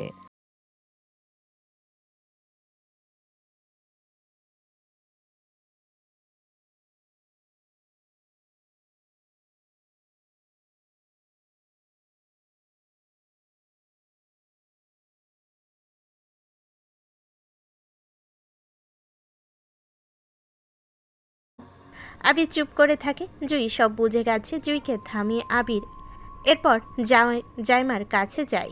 জাইমাকে বলে, ছোট চাচি, ভেতরে আসুন, বসুন একটু। মা, পিঠা দাও। আর চিন্তা করবেন না, আমিও মাপ চাচ্ছি বেয়াদবির জন্য। জুইকে নিয়ে আর টেনশন নেই। জাইমা মাথা নাড়ে। সবাই মিলে বারান্দায় বসলো। জাইমা পিঠা খাচ্ছে। রুবাইয়া বেগম দূরত্ব আরও পিঠা বানাতে রান্নাঘরে ঢোকেন। বাড়িতে আজ একটা শান্ত উষ্ণ পরিবেশ তৈরি হয়। পুরনো ঝগড়া, অভিমান সব যেন এক নিমিষেই মুছে গেছে। সকাল থেকে বাড়িতে একটা চাপা উত্তেজনা বিরাজ করছে। আজ আদালতের শুনানি। পুলিশ আগের দিন বিকালে এসে নোটিশ দিয়ে গেছে আজিজার আরিফের বাড়িতে। সকাল 9টার মধ্যে আদালতে হাজির হতে হবে। আনাসদের বাড়িতে সকাল থেকে প্রস্তুতি। বাবা, চলো, আজ সব শেষ হয়ে যাবে। তোমার সাথে যা যা হয়েছে সবটাই বলবে আদালতে, কোনো ভয় নেই। আনাস একটু নার্ভাস হয়। কখনো এমন কোর্ট কাচারিতে পড়েনি সে। প্রশ্ন করে, ঠিক মতো হবে তো বাপ? চিন্তা করো না, মাসুম ভাই আছে। চলো নাফিস, শাওন, চল। বাড়ির সবাই গাড়িতে ওঠে। বাজার পার হয়ে শহরের দিকে যায়। আদালত চত্বরে পৌঁছাতে দেখে আজিজ, আরিফ, আশিক, রিমা তাদের উকিল পাভেল আগেই এসে বসে আছেন। মুখে চাপা টেনশন। মাসুম আগে থেকে অপেক্ষা করছিল। আবির আর আনাসকে দেখে এগিয়ে আসে। চলুন স্যার, জজের আসার সময় হয়েছে। সবাই ভেতরে ঢোকে। বিচারক এসে আসন গ্রহণ করে। মামলার ডাক পড়ে। দুই পক্ষই দাঁড়িয়ে যায়। মাসুম প্রথমে বলা শুরু করেন, মাননীয় আদালত, এই মামলায় আমার মক্কেল আনাস আহমেদের জমি জোরপূর্বক দখলের অভিযোগ আনা হয়েছে আজিজ আহমেদ ও আরিফ আহমেদের বিরুদ্ধে। আমার কাছে পর্চা আছে, রেজিস্ট্রেশনের কাগজ আছে। প্রতিটি ভাই 20 বিঘা করে জমি পেয়েছিল তাদের বাবার কাছ থেকে। বাকি তাদের 10 বিঘা করে জমি আছে। সেই জমি এখনও আনাস আহমেদের নামে নিবন্ধিত। অথচ গত কয়েক বছরে আজিজ আহমেদ এবং আরিফ আহমেদ মিলে সেই জমি জোরপূর্বক বুক দখল করছে। বিচারক কাগজপত্র দেখে। পাভেল উঠে দাঁড়ায়। সে বলে, মাননীয় আদালত, আমার মক্কেল আজিজ আহমেদ এই জমি বৈধভাবে কিনেছিল। আমার কাছে সাক্ষী আছে। সাক্ষীকে ডাকুন। একজন বয়স্ক লোক কাঠ গড়াতে আসে। চেহারায় দ্বিধা। পাভেল তাকে প্রশ্ন করে, বলুন, আপনি কি জানেন এই আজিজ আহমেদ জমি বৈধভাবে কিনেছিল? হ্যাঁ স্যার, আমি ফয়সাল। আমি জানি আনাস ভাই নিজেই জমি বিক্রি করেছিল। মাসুম মুচকি হাসে। সে দাঁড়িয়ে বলে, মাননীয় আদালত, অনুমতি দিন, আমিও একটা সাক্ষী রাখবো। বিচারক অনুমতি দেয়। মাসুম আরেকজন বয়স্ক লোককে ডাকে। গ্রামেরই মানুষ। মুখে অস্বস্তির ভাব। মাসুম প্রশ্ন করে, বলুন, আপনি কি জানেন আনাস আহমেদ কখনো তার জমি বিক্রি করেছেন কিনা? আপনি তো আনাসের সাথে থাকতেন। লোকটা বিচারকের দিকে তাকাই নিজের পরিচয় দিয়ে বলে, না স্যার, আনাস ভাই কখনো জমি বিক্রি করেনি। আমি নিজে ওনার পাশে থাকি, একসাথে চাষ করি। এই খবর হলে জানতাম। পাভেলের মুখ একটু শক্ত হয়। মাসুম এবার পাভেলের সাক্ষীর দিকে ফিরে সরাসরি প্রশ্ন করে, আচ্ছা, আপনাকে একটা প্রশ্ন করি, আপনাকে কত টাকা দেওয়া হয়েছে এই সাক্ষ্য দেওয়ার জন্য? কি বলছেন আপনি? গোপনে আমার কাছে তথ্য এসেছে যে আপনাকে টাকা দিয়ে মিথ্যা সাক্ষ্য দেওয়ানো হয়েছে। আমি এই তথ্য আদালতে জানালে আপনার শাস্তি 5 বছরের জেল, সাথে 10 লাখ টাকা জরিমানা। মিথ্যা সাক্ষ্য দেওয়া গুরুতর অপরাধ। ভেবে দেখুন কি করবেন। লোকটার মুখ সাদা হয়ে যায়, হাত কাঁপতে শুরু করে। বিচারক তাকায়। পাবিল কিছু বলতে যাবে, মাসুম থামিয়ে দেয়। বিচারক বলে, সত্যি কথা বলুন, মিথ্যা বললে আরো বড় শাস্তি হবে। লোকটা আর সামলাতে পারে না, মাথা নিচু করে বলে, স্যার আমাকে মাফ করে দিন। পাভেল সাহেব আমাকে 20,000 টাকা দিয়েছিল এই কথা বলার জন্য। আনাস ভাই কখনো জমি বিক্রি করেনি, আমি মিথ্যা বলেছি। পুরো আদালতের ভিতরে সবাই কথা শুরু করলো। পাভেলের মুখ লাল হয়ে যায়। আজিজ আর আরিফ একে অপরের দিকে তাকান, চোখে আতঙ্ক। বিচারক হাতুড়ি ঠুকে চুপ করান সবাইকে। এই সাক্ষ্য বাতিল করা হলো এবং উকিল পাভেলের বিরুদ্ধে আলাদাভাবে তদন্ত নির্দেশ দিচ্ছে। পাভেল কিছু বলার চেষ্টা করে কিন্তু কথা গুছিয়ে উঠতে পারে না। এমপি সাদেক কিছু করতে পারেনি, কারণ সে ওসি চলে গেছে, ঠিকমতো সাক্ষী ম্যানেজ করে দিতে পারেনি। বিচারক কাগজপত্র আবার দেখে, তারপর রায় ঘোষণা করে। এই আদালত দেখতে পাচ্ছে আজিজ আহমেদ এবং আরিফ আহমেদ মিথ্যা সাক্ষ্য তৈরি করে এবং জোরপূর্বক জমি দখল করে আদালতের সাথে প্রতারণা করার চেষ্টা করেছে। এই অপরাধে দুজনকে 2 বছর করে কারাদণ্ড আর 5 লাখ টাকা করে অর্থদণ্ড দেওয়া হলো। অবিলম্বে আনাস আহমেদকে বা তার নামে ফেরত দিতে হবে। আজিজ আর আরিফের মুখ ফ্যাকাশে হয়ে যায়। দুজনকে পুলিশ এসে ধরে। আনাস পাশে দাঁড়িয়ে সব দেখছিল, চোখে পানি এসে যায়। বিশ্বাস করতে পারছেন না এতদিনের শেষ পর্যন্ত বিচার হলো। আবির বাবার কাঁধে হাত রাখে। হয়ে গেছে বাবা, শেষ হয়ে গেছে ঝামেলা। কিন্তু আবিরের নিজের ভাগে জমির বিষয়টা তখনও বাকি। আশিকের বিরুদ্ধে আলাদা শুনানি। মাসুম আশিককে জেরা শুরু করে। প্রথমে সহজ প্রশ্ন, আশিক কাঠগড়াতে দাঁড়ানো। আপনি কবে বিয়ে করেছিলেন রিমাকে? 5 বছর আগে। বিয়ের পর জমির কাগজে কখন পরিবর্তন আসে? মনে নেই ঠিক। মনে নেই নাকি বলতে চাইছেন না? আপনার শ্বশুর আজিজ আহমেদ কি আপনাকে বলেছিলেন জমি নিজের নামে করে নিতে? না। মাসুম একের পর এক প্রশ্ন করতে থাকে। আশিক প্রতিবার এড়িয়ে যাওয়ার চেষ্টা করে, কিন্তু প্রশ্নগুলো এমনভাবে সাজানো যে প্রতিটা এড়ানো উত্তর আরেকটা প্রশ্নের জন্ম দেয়। মাসুম বলে, আপনি কি আপনার বাবার সম্মত ছাড়াই কাগজ পরিবর্তন করিয়েছিলেন? না। কিন্তু আমার কাছে কাগজ আছে, আপনি আপনার বাবার সাইন ছাড়াই জমির ভাগ বুঝে নিয়েছেন। নিজের বলে দাবি করেন কেন? আপনার বাবা আপনাকে ভালোবাসতো, আদর করতো, আপনাকে দিবে বলেছিল সব। ঘোড়ার ডিম দেবে, হ্যাঁ আমি করেছি, কি করব? আবির যাবার 5 বছর পর ওরা বারবার আবির করতো। আমি শান্তিতে থাকতে পারতাম না, আমার চাকরি ছিল না। আজিজ চাচা বারবার বলতো তোর সাথে আমার মেয়ের বিয়ে দেব, তোকে চাকরির ব্যবস্থা করে দেব, শুধু তোর বাবার থেকে জমিগুলো নিবি, তোর নামে করবি, আমার মেয়েকে নিয়ে আলাদা থাকবি। তোকে ওরা ভালোবাসে না, আবির পড়ে সবসময়। তাই আমার শ্বশুর যা বলেছিল তাই করেছি আমি। বাবা তখন বিছানায় শয্যাশায়ী, তাকে বুঝিয়ে সই করিয়ে নিয়েছিলাম। ঠিক আছে, এখন খুশি? পুরো আদালত চুপ হয়ে যায়। বিচারক আশিকের দিকে তাকিয়ে বলে, আপনি স্বীকার করছেন আপনি অসৎ উপায়ে জমির মালিকানা বদল করেছেন? হ্যাঁ স্যার। এই স্বীকারোক্তির ভিত্তিতে জমির অর্ধেক অংশ আবির আহমেদের নামে ফিরিয়ে দেওয়ার নির্দেশ দেওয়া হলো, তাকেও জরিমানা করা হলো। আবির চুপ করে দাঁড়িয়ে শোনে, মুখে কোনো উচ্ছ্বাস নেই, শুধু একটা প্রশান্তি। আদালত থেকে বের হওয়ার পর মাসুম আবিরের কাছে আসে। স্যার সব হয়ে গেছে, জমির পুরো অংশ এখন আপনার আর আপনার বাবার নামে, আর জরিমানার টাকাও আদায় হবে শীঘ্রই। আপনার বাবার কাছে যারা টাকা পায় তাদের টাকা ফেরত দিন। হ্যাঁ ঠিক, আজিজ আর আরিফ বাবার কাছে যে টাকা পেত সেটাও মিটিয়ে দিতে হবে। হিসাব করো। করেছি স্যার। আবির আনাসের কাঁধে হাত রাখে। তারা দুজন আবিরকে জড়িয়ে ধরে। রুবাইয়া কেঁদে ফেলে। আনাস বলে, আজ অনেক খুশি লাগছে রে বাবা, চলো বাড়ি যাই। আনাস তেলের দিকে তাকিয়ে থাকে, চোখে পানি কিন্তু মুখে হাসি লেগে আছে। তুই না থাকলে এসব কখনোই হতো না বাবা। তুই ফেরেশতা হয়ে ফিরে আসলি, তোর প্রতি অন্যায় হয়েছিল। এ বাবা, আমাদের মাফ করে দিস। আবির কিছু বলে না, শুধু বাবার কাঁধ ধরে গাড়ির দিকে হাঁটে। এমন সময় আশিক আসে দৌড়ে, আবিরকে ধরে জোরে একটা ঘুষি দেয়, তারপর লাথি মারে। আবির পড়ে যায়। পুলিশেরা সবাই আশিককে ধরে। আবিরকে বলে, শুয়োরের বাচ্চা, তোর জন্য আমার সব কিছু শেষ হয়েছে। তোর জন্য আমি মা বাবার থেকে ছোটবেলার সময় থেকে অবহেলা পেয়েছি। তোর জন্য জমি পাইনি, তোর জন্য সব হারাতে হয়েছে। তোকে আমি খুন করব। আবির উঠে দাঁড়ালো, তারপর এগিয়ে আসে। আশিকের গালে ঘুষি মারে একটা। আনাস আর রুবাইয়া আসে। বাবা কি করছিস তোরা? আমার তোরাই দুই ছেলে, কেন তোরা মারামারি করছিস? মা, তোমরা কি জানো আমি কেন বাড়ি ছেড়েছিলাম? আমার কতটা কষ্ট হয়েছিল?